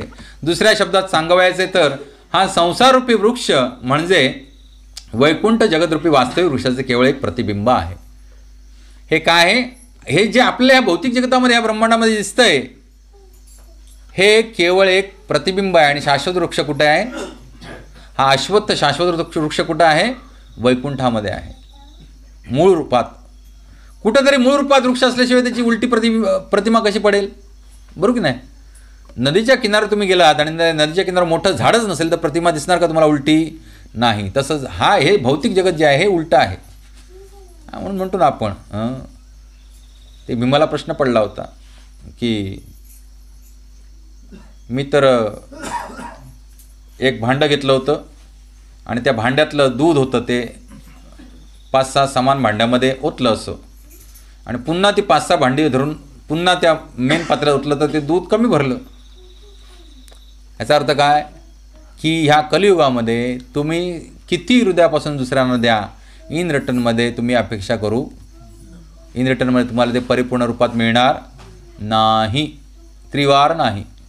मग ते काय असू दे, धन असू दे, प्रेम असू दे, वात्सल्य असू दे, उपकार असू दे, काही मिळणार नाही. इन रिटर्नमध्ये तेवढंच मिळणार. हे कलियुगाचं लक्षण आहे. इथं घाटाहूनच मिळणार जे काय मिळायचं ते, बस. दुसऱ्या शब्दात सांगायचं तर हा संसाररूपी वृक्ष म्हणजे वैकुंठरूपी जगत, वैकुंठ जगतरूपी वृक्ष वास्तविक वृक्षाची केवळ एक प्रतिबिंब आहे. ज्याप्रमाणे वृक्षाचे प्रतिबिंब पाण्यात स्थित असते, त्याप्रमाणे आध्यात्मिक वृक्षाचे प्रतिबिंब इच्छांमध्ये स्थित असते. प्रतिबिंबित भौतिक प्रकाशात वस्तू स्थित होण्याचे कारण म्हणजे इच्छा होय. भगवंत भगवद्गीतेत सांगतात एका श्लोकामध्ये, इच्छा द्वेष समुत्थेन द्वंद्व मोहेन भारत. आपण हे सगळे इथं का आलोय? काहीतरी इच्छा आपण केल्यात की स्वतः आम्हाला काय करायचे आहेत, भोग भोगायचे आहेत. We want to enjoy our self. आणि ह्या वृक्षाचं मूळ आधारच काय आहे, पाणी काय आहे, इच्छा. जसं त्या तलावामध्ये जर पाणीच नसेल तर तुम्हाला प्रतिबिंब दिसणार आहे का? नाही. तसंच ह्या भौतिक रूपी वृक्षाच्या प्रतिबिंबासाठी जी पार्श्वभूमी पाहिजे ती पार्श्वभूमी म्हणजे काय, ते जल म्हणजे इच्छा, जीवाच्या वेगवेगळ्या अतृप्त इच्छा. आणि म्हणूनच ते ह्या प्रतिबिंबरूपी वृक्षाला काय देत आहेत, थारा देत आहेत.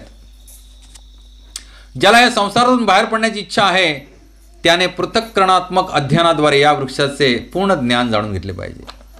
आता हे वृक्ष म्हणजे बंधन आहे, आपण प्रवचनाच्या सुरुवातीलाच अभ्यासलं. ज्याला पण इच्छा आहे या वृक्षातनं बाहेर पडायचं आहे त्यानं काय केलं पाहिजे, पृथक्करणात्मक अभ्यास केला पाहिजे, म्हणजे स्टडी केलं पाहिजे भगवद्गीता. नुसतं वाचून चालणार नाही. प्रमाणित गुरुच्या आश्रयाखाली काय केलं पाहिजे, आपण भगवद्गीता आणि भागवतम स्टडी केलं पाहिजे, म्हणजे अभ्यास केला पाहिजे. त्याला म्हणतात पृथक्करणात्मक अभ्यास, विश्लेषणात्मक अभ्यास. जाणून घेतलं पाहिजे तत्वतः काय सांगितलंय ह्याच्यामध्ये, तत्वतः जाणून घेतलं पाहिजे. तेव्हाच तो या वृक्षाशी असणारा आपला संबंध छेदू शकतो. कारण जोपर्यंत तुम्ही ह्या वृक्षामध्येच अडकून आहात तोपर्यंत तुम्हाला मुक्ती नाही, म्हणजे बंधनातनं सुटका नाही. हा वृक्ष म्हणजे खऱ्या वृक्षाचे प्रतिबिंब असल्या कारणाने ती एक हुबेहूब प्रतिकृतीच आहे. प्राकृत जे काही आहे ते सर्व आध्यात्मिक जगतातही आहे. निर्विशेषवादी निराकार ब्रह्मालाच या भौतिक जगतरूपी वृक्षाचे मूळ मानतात आणि सांख्य तत्वज्ञानानुसार मुळापासून प्रकृती आणि पुरुष, त्यानंतर त्रिगुण, पंचमहाभूते, दशेंद्रिये आणि मन इत्यादी निर्माण होतात. या प्रकारे ते संपूर्ण भौतिक जगताचे पृथक्करण 24 तत्वामध्ये करतात. हे पूर्ण सृष्टी जी आहे ती 24 तत्वांनी बनलेली आहे. ती इथं थोडक्यात मी तुम्हाला वाचून दाखवली. भगवद्गीतेमध्ये याचं डिटेलमध्ये पण स्पष्टीकरण आहे. तर जर ब्रह्म हे संपूर्ण सृष्टीचे केंद्रबिंदू असेल तर त्यापासून प्राकृत जगत हे 180 अंशाचे असते आणि उर्वरित 180 अंशाचे आध्यात्मिक जगत असते. भौतिक जगत एक विकृत प्रतिबिंब आहे, म्हणून आध्यात्मिक जगतातही या भौतिक जगताप्रमाणेच वैविध्यता असली पाहिजे आणि ती वास्तविक असली पाहिजे. आता तुम्ही एक सर्कलचं चित्र डोळ्यासमोर आणा. एक काय आहे, सर्कल आहे, वर्तुळ आहे आणि त्याचा मधला व्यास आहे. तर व्यासच्या वरती किती अंश असणार आहेत, 180. खाली किती असणार आहेत, 180. आणि इथं वैकुंठातलं वृक्ष उभं आहे आणि त्याचं प्रतिबिंब उलटं कुठं पडलं आहे, खाली पडलेलं आहे. लक्षात. भगवद्गीतेत सांगण्यात आले आहे की प्रकृती ही भगवंतांची बहिरंग शक्ती आहे आणि पुरुष हे स्वतः भगवंत आहेत. व्यक्त सृष्टी ही भौतिक असल्या कारणाने अनित्य आहे. कोणतेही प्रतिबिंब असत्य असते. प्रतिबिंब काय असते, सत्य असते का? आपण पाहिलं नदीमध्ये एक वृक्ष दिसतोय आपल्याला उलटा आणि त्या वृक्षावरती खूप सुंदर हापूस आंबे लागलेले आहेत आणि आपण कपडे बिपडे काढले भिजणार म्हणून. आपल्याला काय पाहिजे, आंबे पाहिजेत. आंबे कुठे दिसत आहेत, कुठे दिसत आहेत? कपडे बिपडे काढले, सगळे ठेवले झाडावरती, अंडरवेअरती मारली उडी जोरात आंब्याच्या दिशेनं. आंबा भेटेल का? का भेटणार नाही? का भेटणार नाही? मग तुम्ही कशाला शोधता येते? तुम्ही आंबेच शोधता येते. हे प्रतिबिंबात आंबे शोधून तुम्हाला आंबे भेटणार, मग कशाला शोधताय? मार्गाला लागा या हरिभक्तीच्या. खूप चांगला मार्ग आहे, सांगतो तुम्हाला. आनंद आहे जीवनामध्ये. बरं असंही नाही ते मला कामधंदा सोडा म्हणून सांगत. मी प्रवचन आला सुरुवातीला सांगितलं की मला याला उशीर झाला कारण मला इमर्जन्सी एक सीझर करायचं होतं. मी एक स्त्रोतज्ञ आहे, 24 तास काम करतो माझं, पण आनंदी आहे. 24 तास राबून आनंदी आहे. का आनंदी आहे? कारण मला कोणासाठी राबायचं कळलं आहे. राबणं सुटणार नाही तुम्हाला, कोणासाठी राबायचं कळलं पाहिजे, बस तेवढं कळलं बस झालं. म्हणूनच मगाशी सांगितले फटाफट भौतिक कार्य आटपा आणि धावत या सत्संगाला. आज पावसला पण बोलावणं होतं, रोज कुठून ना कुठून बोलावणं. आठवड्यातले 4 ते 5 प्रोग्राम असे करतो ज्याला 6 ते 7 तास लागतात नुसतं येऊन प्रवचन करायला आणि जायला घरी. प्रिपरेशनला तर वेळच नसतो. जे काय गुरुकृपा आहे, वैष्णवांची कृपा आहे, त्याच्यावरती सगळं चाललेलं आहे. बिदागी त्या बिदागीवरती चाललेलं आहे सगळं आमचं. खूप सुंदर जीवन आहे भक्तीमध्ये. कारण तुम्ही जिथे आंबे शोधताय, तुम्ही आताच सांगितलेत, त्या पाण्यात उडी मारून आंबे भेटणार, दगडावरती डोकं आपटून रक्त येईल हो, तीच अवस्था होते आपली. प फ ब भ म. जो कोणी इथं कर्मासक्त फळाच्या अपेक्षेनं इथं प्रयत्न करतो त्याची अवस्था काय होते? प फ ब भ म. प म्हणजे परिश्रम, चुकीच्या दिशेनं परिश्रम केल्यामुळे तोंडाला येतो फेस फ. मग अशा परिश्रमामुळे अनेक बंधनात अडकावं लागतं म्हणजे ब. आणि बंधन आली की मग येते भीती म्हणजे भय भ. आणि मग भीती अति झाली की काय येतं? म म्हणजे मृत्यू. याला काय म्हटलं आहे? प वर्ग म्हटलं आहे. प फ ब भ म. प परिश्रम, फ फेस, ब बंधन, भ भय, म मृत्यू. अशा प्रकारचं जीवन आपण त्याच्या रिवर्स पण जगू शकतो भगवत भक्तीमध्ये. आणि त्याच्यासाठीच भगवद्गीता सांगितले. भगवद्गीता कुत्र्या मांजरांसाठी, गाढवांसाठी नाही सांगितले. माणसानं माणसाचं जीवन योग्यरीतीनं कसं जगावं ह्याच्यासाठी काय सांगितली? भगवद्गीता सांगितले. थोडंसं झप्पी यायला लागले, हात वर करून आपण हरे कृष्ण म्हणे. हरे कृष्णा कृष्णा कृष्णा हरे हरे, हरे राम राम राम हरे हरे. मी आज 7-8 श्लोक घेणार होतो, एकही श्लोक व्हायला तयार नाही आहे. ठीक आहे, चांगली गोष्ट. तुमच्या हृदयात भगवंत पोचतायत, हृदयांतरी जातंय मी जे काय बोलतोय ते परिवर्तन होतंय असं वाटतंय. थोडंसं आपली हार्ड डिस्क करप्ट झालेली आहे, अँटीव्हायरस लावतोय मी सध्या. आणि लक्षात ना, हार्ड डिस्क करप्ट झाली काय करावं लागतं आपल्याला? अँटीव्हायरस लावावं लागतोय. तर हे अँटीव्हायरस आहे, क्विक हिल. हृदय आनंदी करून टाकतं. भगवंतांचं सगळं प्रत्येक गोष्ट अशी आहे, कारण भगवंत नाव आहे आनंद घन. त्यांच्याशी निगडीत प्रत्येक गोष्ट, आणि हे तर साक्षात भगवंतांची वाणी आहे. त्यामुळे किती पॉवर असेल बघा अँटीव्हायरसची, महाभयानक. काय शुभम लाल क्लीन, सगळं डिस्कच क्लीन पूर्णपणे. हो, जास्त वेळ लागत नाही. भगवद्गीतेच भगवंत सांगतात, सर्व धर्मान परित्यज्य मामेकं शरणं व्रज अहं त्वं सर्व पापेभ्यो मोक्षयिष्यामि मा शुच. काय सांगतात? सगळ्या धर्मांचा परित्याग कर आणि केवळ मला शरण ये, मी तुला सगळ्या पापातनं मुक्त करतो आणि तुला म्हणजे आनंदी करून टाकतो. आणि ह्याला किती वेळ लागेल? भगवंतांना शरण झाला किती वेळ लागेल? 1 मोमेंट, एक क्षण पुरेसा आहे. जर आपण ठरवलं हृदयापासून, तर भगवंतांना तत्वता शरण जाण्यासाठी 1 क्षण पुरेसा आहे. एका क्षणामध्ये आपण जीवन रिव्हर्स युटर्न मारू शकतो. काही वर्षापूर्वी मी कसा होतो तुम्हाला सगळ्यांना माहिती आहे. तुमच्याच गावात 21 वर्षापासून सेवा करत होतो, खांद्यावर टांगून फिरत होतो.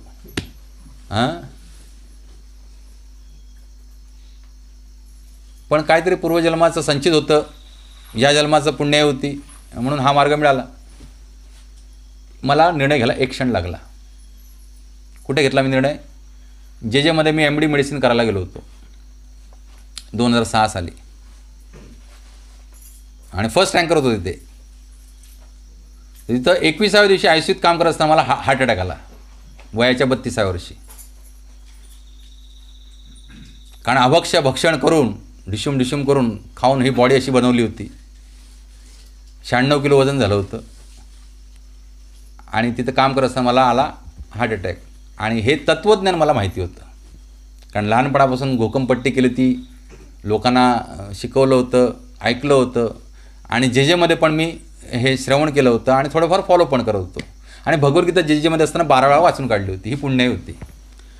त्यामुळे जीवनात जेव्हा असा अतिप्रसंग आला त्यावेळेला माणूस एक तर खचून जातो, नाही तर व्यसनाधीन होतो. मी ठरवलं आता रिवर्स जायचं. आपलं तत्त्वज्ञान माहिती आहे, पण आपण आचरण नाही केलं. मी तिथंच त्या ICUमध्येच ठरवलं की आजपासून माझं जीवन जे आहे ते मी समर्पित करणार भगवंतांना. सर्व धर्मान परित्यज्य मामेकं शरणं व्रज. आणि तो माझ्या जीवनातला युटर्न ठरला. आलं लक्षात? तर तुमच्या प्रत्येकाच्या जीवनात युटर्न तुम्ही कधीही घेऊ शकता, आपल्या हातात असतं. मन जे आहे ते जर नियंत्रित आपण केलं तर आपण कोणत्याही स्थितीतनं युटर्न घेऊ शकतो. वाल्याकोळ्याचा वाल्मिक होतो तर काय गोष्ट, त्याच्या एवढी पापं तर तुम्ही नाही ना केलात. वाल्याकोळ्यानं एवढी पापं केली होती, एवढे मर्डर केले होते ना, त्यांना अशी 7 रांजणं ठेवली होती, अशी मोठी भली मोठी रांजणं. आणि एकाचा खून केला की एक एवढा खडर तो टाकायचा त्याच्यामध्ये. अशी 7 रांजणं भरली होती. एवढ्या लोकांना त्यानं ठार मारलं होतं. असा व्यक्ती मरा म्हणून राम भक्त बनू शकतो, तर आपण का नाही बनणार? त्याला राम पण म्हणता येत नव्हतं. निश्चित परिवर्तन होतं. फक्त आपल्या हृदयातनं आपण ठरवलं पाहिजे की मला बदलायचं आहे. जग बदलणार मग मी बदलणार नाही. तुमचं बदल पाहिजे, तुमचं तुम्ही कष्ट केले पाहिजेत. त्यालाच तपश्चर्या म्हणतात.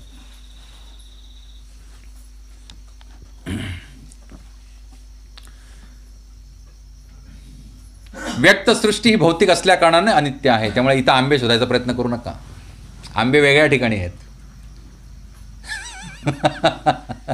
आंबे खायची इच्छा आहे, मला मान्य आहे. अरे पण ते योग्य ठिकाणी शोधा ना. आंबे आहेत भरपूर. किती खाल्लं तरी संपणार नाहीत. कारण त्या वैकुंठातील प्रत्येक वृक्ष कल्पवृक्ष आहे. प्रत्येक कण काय आहे? चिंतामणी आहे.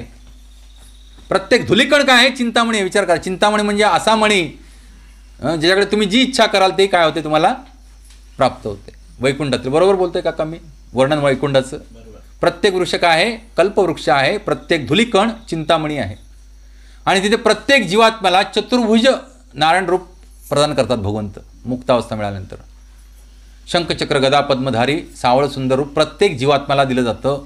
केवळ भिन्नता असते ती म्हणजे श्रीवत्स चिन्ह आणि कौस्तुभ म्हणायची. ते केवळ नारायणांच्या वक्षस्थलावरती असतं. बाकी तुम्ही मी सगळे जर वैकुंठात गेलो भगवंतांच्या प्रभुपादांच्या कृपेने, समजायला तुम्हाला नारायणांचाच देह दिला जाणार तिथे. त्याला सारूप्य मुक्ती म्हणतात. काय म्हणतात? सारूप्य. सालोक्य मुक्ती. सार्ष्टी म्हणजे निकट भगवंतांच्या. सालोक्य म्हणजे भगवंतांच्या समान ग्रहावरती राहण्याचा वास. तर खूप सुंदर आहे भगवत भक्ती. बरं, ते शरीर जे असतं ते आध्यात्मिक असतं. काय असतं? आध्यात्मिक. ह्याच भगवद्गीतेचे ह्याच अध्यात ह्या सगळ्याचं वर्णन केलेलं आहे. न तद्भासयते सूर्यो न शशांको न पावकः यद् गत्वात् न निवर्तन्ते तद्धामं परमं मम. भगवंत वर्णन करतं आपल्या धामाचं, परमधामाचं, की तिथं प्रकाशासाठी सूर्याची न तद्भासयते सूर्यो न शशांको, शशांक म्हणजे चंद्र, पावका म्हणजे अग्नी, इलेक्ट्रिसिटी, याची कशाची गरज नाही प्रकाशाची. ते स्वयंप्रकाशित असं धाम आहे माझं. आणि जो कोणी एकदा इथून प्रयत्न करून तिथं जातो भगवत धामात, वैकुंठ धामात, त्याला पुन्हा फिरून इकडे यावं लागत नाही. अन्यथा तुम्ही जे काय प्रयत्न कराल भौतिक आंबे तोडण्यासाठी, ते प्रत्येक प्रयत्नाचं फळ तुम्हाला पुन्हा पुन्हा इथं जन्म घ्यावा लागेल. पुनरप्पी जननम पुनरप्पी मरणम पुनरप्पी जननी जठरे शयनम. या दोनच गोष्टींसाठी तुम्हाला पुन्हा पुन्हा जन्म घ्यावा लागेल. जठर म्हणजे पोटाची भूक आणि जननेंद्रिये, सेक्स लाईफ. केवळ ह्या दोन गोष्टी भोवतीचे दुनिया गोल फिरते. ह्यांची भूक कधीच भागणार नाही आहे. इंद्रियांची भूक आणि पोटाची भूक कधीच भागणार नाही आहे. पुनरप्पी जननम पुनरप्पी मरणम पुनरप्पी जननी जठरे शयनम. यांची भूक भागवण्यातच आपलं अनेक जन्म अनादी काळापासून वाया गेले. आणि आता आपल्याला काहीतरी सत्कर्म केली होती म्हणून, पुण्य होती म्हणून आपल्याला मनुष्यदेह प्राप्त झाला आहे. तर मनुष्यदेह प्राप्त करून सुद्धा आपण जर झोपा काढणार असू तर आपला हा जन्म व्यर्थ जाईल. कारण आपण किती आंबे तोडायचा प्रयत्न केला तरी ते आंबे आपल्या हातात लागणार नाही. कारण ते आंबे तिथं नाहीच आहेत, तिथं प्रतिबिंब आहे.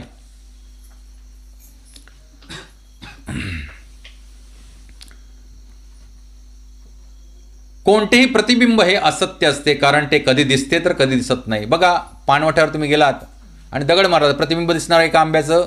नाही दिसणार, ते हलणार, कारण ते वास्तविक नाही आहे.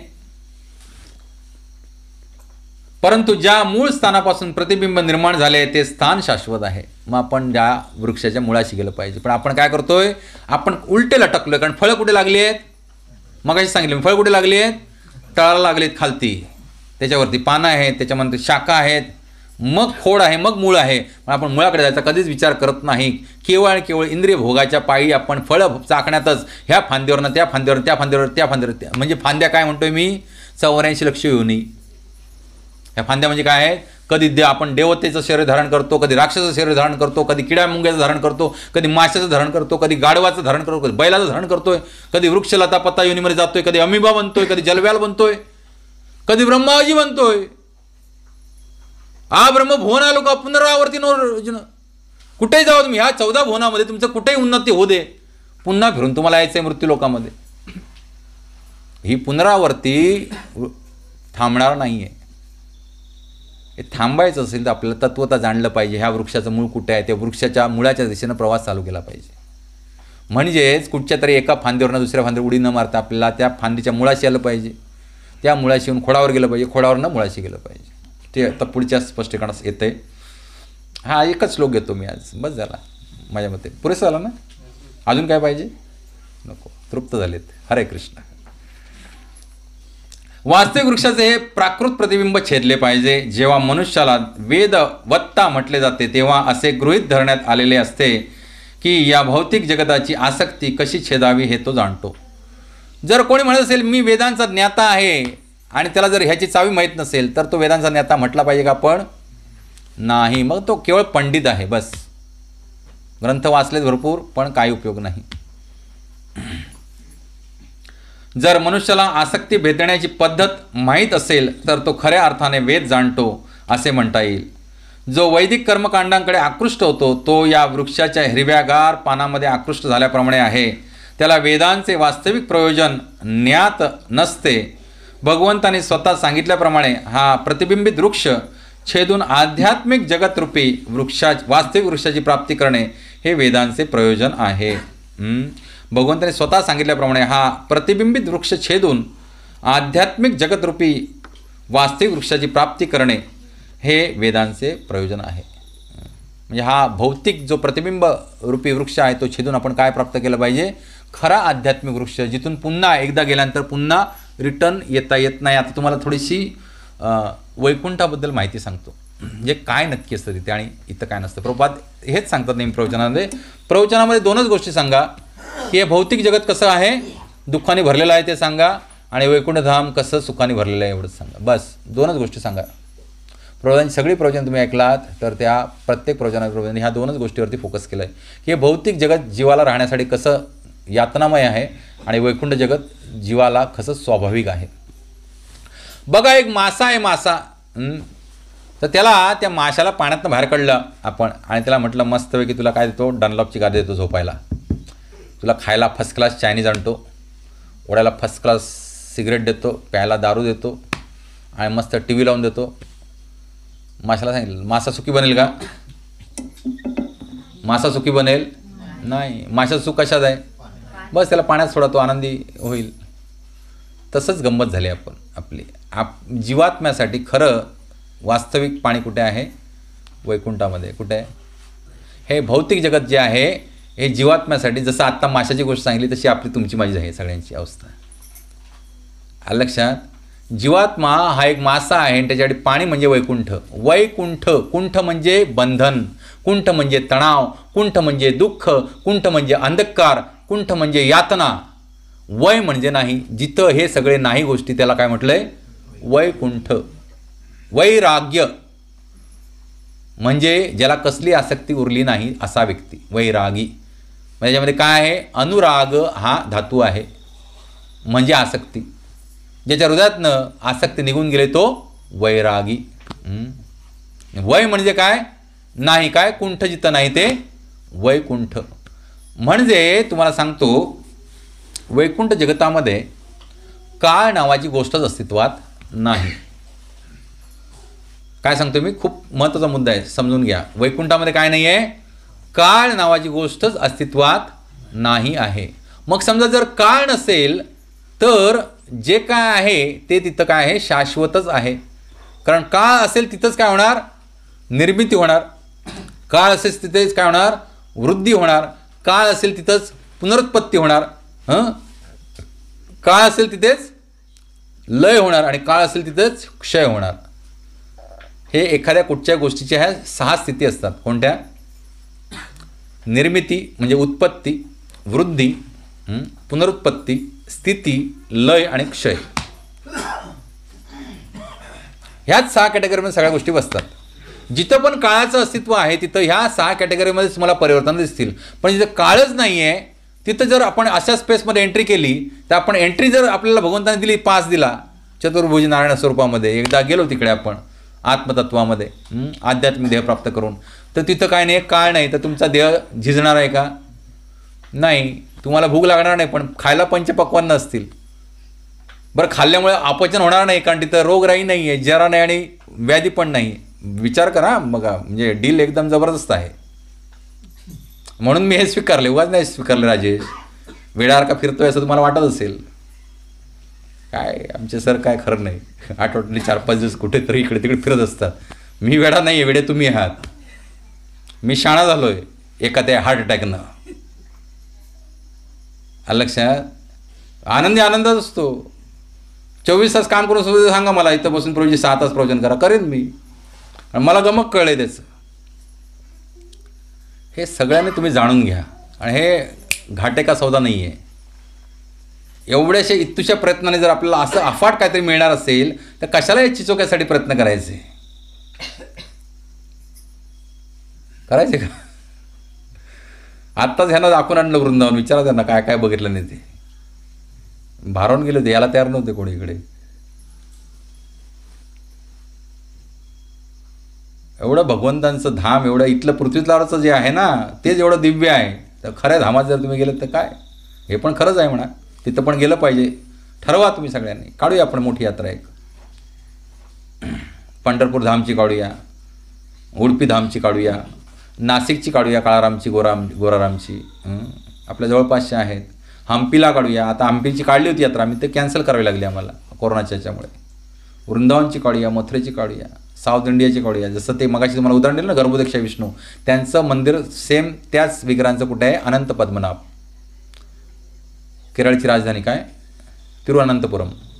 ते सिटीचं नाव पण भगवंतांना ठेवलं. तिथं अनंत पद्मनाभ भगवान विराजमान आहेत आणि जगातलं सगळ्यात श्रीमंत मंदिर आहे ते. भूमिगत कोठार आहे तिथं, सोन्या नाणी चांदीनं भरलेली. चांदी नसेलच मला वाटतं, सगळी सोनी नाणी रत्न माणकंच आहेत भरलेली. त्याच्यातलं एखाद दुसरं दालन जर सरकारनं खोललं, सरकारी डोळे पांढरे झाले. आणि तिथं अशी अगणित दालनं आहेत जी उघडता पण येत नाहीत, पण ती सगळी खचाखच भरलेली आहेत रत्नमाणकाने.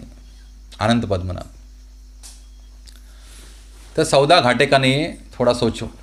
तर वैकुंठ धाम असं धाम आहे की जिथं काळ कार्य करत नाही.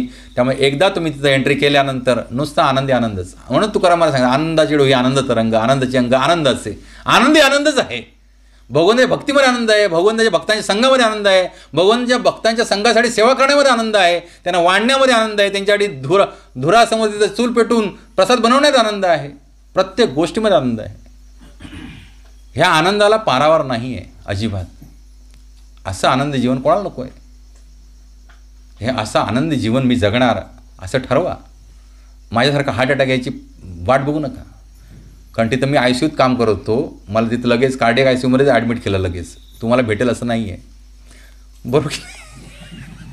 इथून रत्नागिरी जायपर्यंत जीव जायचा.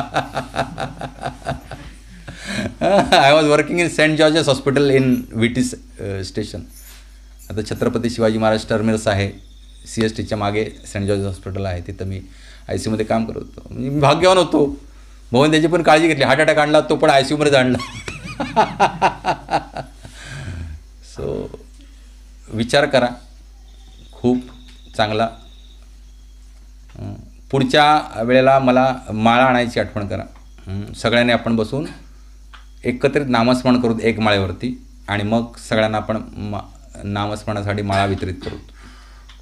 माझ्या इथं बसल्यानंतर हृदयात आलं की एवढं सुंदर भक्त परिवार खूप वाढू शकतो याच्यामध्ये. तर इथं नियमित साप्ताहिक सत्संग झाला तर खूप लाभ होईल सगळ्यांना.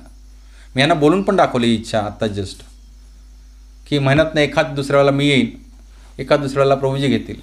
खूप सुंदर प्रवचन करतात, तुम्हाला माहीत नाही. मी त्यांचं बसून ऐकतो राजापूरमध्ये. आता उद्या सकाळी ते करणार आहेत भागवतममध्ये. तर नियमित सत्संग इथं चालू करा. जेणेकरून ह्या सगळ्यांचा लाभ होईल.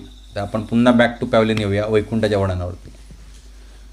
वैकुंठमध्ये असं जीवन आहे की त्याचा जन्म मृत्यू जराव्याधी नाही किंवा त्रिविध ताप नाहीत. आध्यात्मिक क्लेश, आदिभौतिक क्लेश आणि आदिदैविक क्लेश. म्हणजे ह्या क्लेशांचं वर्णन केलं तर हे 7 प्रकारच्याच गोष्टी आहेत, ते आपल्याला जीवाला पछाडतात. आध्यात्मिक क्लेश म्हणजे हे शरीर आणि मन याच्यापासून उत्पन्न होणारे दुःख, म्हणजे वेगवेगळ्या शरीराचे आजार आणि मनाचे आजार, ते पण तिथं नाहीत. आदिदैविक क्लेश म्हणजे हे प्रकृतीचे प्रकोप, म्हणजे खूप थंडी पडणे, खूप पाऊस पडणे, खूप दुष्काळ पडणे, ओला सुका, चक्रवात, भूकंप, सुनामी, हे वेगवेगळे प्रकोप. कोरोना हा प्रकृतीचा प्रकोप आहे. आदिभौतिक क्लेश म्हणजे इतर जीवांपासून आपल्याला होणारे त्रास. आता हे 4 आणि हे 3 हे 7च प्रकारचे पीडा आहेत, ज्याच्या पलीकडे दुसरी कोणतीही पीडा तुमच्या आयुष्यात असणार नाही. मी गॅरंटी लिहून देतो. एवढं परफेक्ट सायन्स इथं सांगितलेलं आहे. ह्याच्या पलीकडे जसं तिसरं कोणतं असेल ना, 8वं कारण तर मला तुम्ही सांगा. काय सांगितलं मी तुम्हाला? जन्म मृत्यू जराव्याधी दुःख दोषानुदर्शनम, आणि हे 3 प्रकारचे त्रिविध ताप, जे त्रिशूळ जो धारण केला आहे दुर्गादेवीनं, तिची 3 टोकं म्हणजे त्रिविध ताप शास्त्रामध्ये सांगितलं आहे. आध्यात्मिक क्लेश म्हणजे स्वतःचं शरीर आणि मन याच्यापासून उत्पन्न होणारे दुःख, इतर जीवांपासून आपल्याला होणारे दुःख म्हणजे मच्छर चावणे, साप चावणे, कुत्रा चावणे, बायकोचं नवऱ्यावर पटत नाही, नवऱ्याचं बायकोवर पटत नाही, सासूचं सुनेवर पटत नाही, सुनेचं सासूबरोबर पटत नाही, मुलांचं आईबाबांबरोबर पटत नाही, शेजाऱ्याचं माझ्यावर पटत नाही. हे आदिभौतिक क्लेश. कसले? इतर जीवांपासून आपल्याला उत्पन्न होणारे क्लेश. आणि आदिदैविक म्हणजे निसर्गाचे प्रकोप. याच्या पलीकडे 8वं जर कारण असेल दुःखाचं तुमच्या आयुष्यात तर मला सांगा. That's why I have accepted this knowledge, because this knowledge is very perfect. आजकालचं सायन्स जे आहे ना, ते आळवावरच्या पाण्यासारखं ज्ञान आहे त्यांचं. आत्ता काढतील हा मोबाईल पीस लेटेस्ट काढला आहे बघा, घ्या. 2 महिने सांगतील नाही आता हा लेटेस्ट काढला आहे आम्ही. आणि आता मोबाईल चालू झाल्यापासून यांची लेटेस्ट करून किती, मला वाटतं 1000 मॉडेल झाले असतील प्रत्येक कंपनीची. पण ह्यांना काय लेटेस्ट सापडत नाही. पण हे ज्ञान एकदा भगवंत सांगून गेले 5000 वर्षापूर्वी. किती वर्षापूर्वी सांगितलं? 5000 वर्षापूर्वी एकदा सांगून गेले. हे आहे तसं आहे, काही बदल नाही याच्यामध्ये. ना अमेंडमेंट्स, ना इतर काय कमेंट्स, ना डिमेंडमेंट्स. जसं आहे तसं. इथं जर तर मे बी सपोज लेटेस्ट असले शब्द नाहीत. जे काय आहे ते एकदा ठाम सांगितलं पक्क. हे अभ्यास. तर हे 7 प्रकारचे क्लेश इथे आपल्याला सारखे पीडा दिसतात. तर ह्याच्यातला एकही क्लेश कुठे नसतो? वैकुंठात नसतो. आणि परत सांगतो तुम्हाला, भगवान सांगितलंय यद गत्वान निवर्तनते तद्धामम परम. जो एकदा कोणी माझ्या धामात त्या प्रवेश करतो त्याला पुन्हा फिरून इथे या भौतिक जगतात यावं लागत नाही. म्हणजे एकदा तुम्ही मुक्तावस्था प्राप्त केलात की तुम्ही अनादी अनंत काळच नाही मुळात आधी. For infinity. इन्फिनिटी म्हणजे काय? अनंत काळासाठी. म्हणून भगवंताने तुमची पण व्याख्या काय केली जीवाची? सनातन पुरातन आहे. आपण सुद्धा सनातन पुरातन आहोत. हे देह क्षणभंगूर आहे. असे अनंत देह धारण केले आणि ह्याच्या पुढे अनंत देह धारण करू जर भक्ती नाही केली तर. पण भक्ती केली ह्या इथून पुढे 1, 10, 20, 25, 30 वर्ष मरेपर्यंत, तर निश्चित गॅरंटी आहे की आपल्याला तिकीट कुठचं भेटेल? वैकुंठाचं भेटेल. निश्चित गॅरंटी आहे. कारण भगवंत कृतघ्न नाही आहेत, ते कृतज्ञ आहेत. तुम्ही जर एक पाऊल भगवंताच्या दिशेने चालला तर भगवंत अशी लाखो पाऊल आपल्या दिशेने टाकतात. हे जाणा. वैकुंठ असं म्हणजे जीवन, असं जीवन आहे की तिथं तुम्ही किती कामोपभोग घ्या त्रास होणार नाही. किती रसगुल्ले खावा, आज काय स्वीट डिश काय आहे, म्हणजे स्वीट डिश किती खावा पोट बिघडणार नाही. लक्षात ना. पण तिथं जाण्यासाठी आपल्याला काहीतरी थोडंफार इथून पुढे, आजपर्यंत आपल्या जीवनाचं पुस्तकाची पानं आपण काय लिहिलीत, पण ह्याच्या पुढची पानं कशी लिहायची आपल्या हातात आहे. लक्षात ना. ह्याच्या पुढची पानं कशी लिहायची ते आपल्या हातात आहे. तर पेन घ्या. काय पेन? वही, खडू, चॉक, सगळं इरेजर सगळं हेच आहे बस. हरे कृष्णा कृष्णा कृष्णा हरे हरे, हरे राम राम राम हरे हरे. बघा तुम्ही आता 10, 20, 25 वर्ष जर थोडंसं एफर्ट्स घेतलात, जास्त नाही सांगत आम्ही, रोज 1.5 ते 2 तास जप करा बस भगवंत नामाचा. कारण तेच कलियुगाचा योग धर्म आहे. दुसरा कोणताही धर्म इथं फॉलो करण्यासारखा नाही आहे. गुरु महाराज मी श्रवण करत होतो 2 दिवसापूर्वी, ते सांगत होते की बाकी सगळे योगा पद्धती आहेत ते या कलियुगामध्ये एक्सपायरी डेट झालेले आहेत. अँड एक्सपायरी डेट झालेलं मेडिसिन डझंट वर्क. बरोबर ना डॉक्टर साहेब? ध्यानयोगा सत्ययुगासाठी होता. विश्वामित्र मुनी सत्ययुगामध्ये प्रकट झाले ते, त्यामुळे तिथं आयुष्य होतं 1,00,000 वर्ष मनुष्याचं. किती होतं? म्हणून ते 60,000 वर्ष तपश्चर्या करू शकले. आपलं आयुष्य किती आहे? 60 वर्ष. कसली तपश्चर्या करणार तुम्ही ध्यान लावून? It is not possible. त्रेतायुगामध्ये युगधर्म होता, यज्ञ करणे मोठमोठे. आपण काकांना बोलवतो, छोटंसं होमकुंड करतो. तुम्हाला माहिती आहे का यज्ञ मोठे म्हणजे? काका तुम्हीच सांगा किती द्रव्य लागतं त्याला. अश्वमेध यज्ञ, पुत्रकामेष्टी यज्ञ, वाजपेयी यज्ञ, गोमेध यज्ञ. ह्या पृथ्वी आज जे करंटली अवेलेबल आहे पृथ्वीला, ती सगळी सामग्री आणली तरी ह्याच्यातला एकही अश्वमेध यज्ञ होणार नाही. एवढं भिकार अवस्थेमध्ये आपण राहतोय का? कारण कलियुग जसं आलं तसं पूर्वी, कलियुगाच्या पूर्वी समुद्र वाळूतनं रत्नमाणकं बाहेर फेकायचे. आजही कन्याकुमारीला गेलात तर त्या वाळूमध्ये तुम्हाला रत्नमाणकं भेटतील. समुद्र काय करायचा? लाटांबरोबर रत्नमाणकं फेकायचे. ज्याला युधिष्ठिर महाराजांना यज्ञ करायचा झाला तर अर्जुन असाच गेला उत्तर दिशेला. तिथं एका यज्ञ मंडपामध्ये त्याला अशी ती सोन्या चांदीची सगळी भांडी अशीच पडलेली दिसली. बरोबर की नाही? बरोबर ना सांगतो मी ते? ती उचलली आणि तो घेऊन आला. आज समजा तुमच्या भाटावरती कोणीतरी यज्ञ केला आणि तिथं सोन्या चांदीची भांडी ठेवली तर ती मला वाटत नाही दुसऱ्या दिवशी सकाळपर्यंत राहतील. एवढी सुबत्ता होती त्यावेळेला. कलियुग हे कफ्फल लोकांचं युग आहे. भिकारी ना काय तुम्ही करणार? तपश्चर्या करणार, दान धर्म करणार, यज्ञ कर्म करणार, ध्यान करणार. म्हणून भगवंताने सोपा मार्ग निवडला. काय? कलौत धरी कीर्तनात. कलियुगाचा युग धर्म काय आहे? कलिकाले नामरूपे कृष्ण अवतार. कलियुगामध्ये जीवांचा उद्धार करण्यासाठी भगवंताने नामरूपामध्ये काय घेतलाय? अवतार घेतलाय. आणि त्या नामरूपाची साधना करणे हे कलियुगाचा युगधर्म आहे. बोला हरे कृष्णा कृष्णा कृष्णा हरे हरे, हरे राम राम राम हरे हरे. तर आनंद जीवन जगण्यासाठी तुमचा जो राहिलेला पिरियड आहे, स्पॅन, तो सुद्धा पुरेसा आहे. कारण भगवंत काय म्हणतात? अंतकाले च मामेव स्मरणमुक्त्वा कलेवरम ह्य प्रयासी समद्भाव यास्ति नास्त्रित्र संशया. जो अंतकाळी माझं नामस्मरण करत देहत्याग करतो त्याला पुन्हा फिरून इथे ह्या भौतिक जगतामध्ये जन्म घ्यावा लागत नाही. भगवद्गीतेचा 8वा अध्याय 5वा श्लोक. एवढं सिंपल करून ठेवलंय हो कलियुगासाठी. बस मरताना भगवान नाव आणा तोंडात, पण एवढं सोपं नाही येते. लक्षात ना? तुम्ही प्रामाणिक प्रयत्न केलेत आज जिथून कळलं तिथपासून पुढे की मी सदैव भगवंतांना काय करणार? कीर्तन करणार, श्रवण करणार, त्यांचं स्मरण करण्याचा प्रयत्न करणार, त्यांचीच सेवा करणार घरामध्ये, तर निश्चित शक्य आहे. आणि हीच उपासना पद्धती भगवंतांच्या भक्तियोगाची 9विधा भक्ती कशी करायची हे आम्ही या आंतरराष्ट्रीय कृष्ण भावनामृत संघातर्फे प्रत्येकाला शिकवतो. किंबहुना आमचा असा प्रयत्न असतो की सगळ्यांनी ही जीवनपद्धती स्वीकारावी, आचरणावी आणि आपलं जीवन खरंच ह्या जीवनाचं खरं ध्येय जे आहे ते कृष्ण प्रेम प्राप्ती हे प्राप्त करावं आणि आपल्या घरी परत जावं. म्हणून तुकाराम महाराज इथून जाताना सांगून गेले, आम्ही जातो आमच्या गावा. जाताना सांगितले ते, कुठे जातो आहे? मी माझ्या वैकुंठ गावी जातो आहे, खऱ्या गावी जातो आहे. ते माझं खरं गाव आहे, खरं घर आहे की जिथं गेल्यानंतर पुन्हा फिरून या भौतिक जगतात दुःखरूपी दुःखालयम अशाश्वतमध्ये यावं लागत नाही. मामुपेत्य पुनर्जन्म दुःखालयम अशाश्वतम नाप्नुवंती महात्मानं संसिद्धी परमांगता. भगवंत सांगतात भगवद्गीतेत, माम उपेत्य पुनर्जन्म दुःखालयम अशाश्वतम. जे माझी उपेक्षा करतात त्यांना पुन्हा पुन्हा फिरून कुठे जन्म घ्यावा लागणार? इथे ह्या भौतिक संसारात, ज्याचं वर्णन 2च शब्दामध्ये केलं. काय? दुःखालयम अशाश्वतम. इथं कोणती गोष्ट काय शाश्वत नाही. आणि जे माझ्याकडे परत येतात ते महात्मा जन म्हणून ओळखले जातात या पृथ्वी तलावरती. पण तुकाराम महाराज बघा, जाऊन आता 500 वर्ष झाली, पण आजही आपण तुकाराम महाराजांचे गोडवे गातो. अजून कोणाचे गातो का? नाही गात.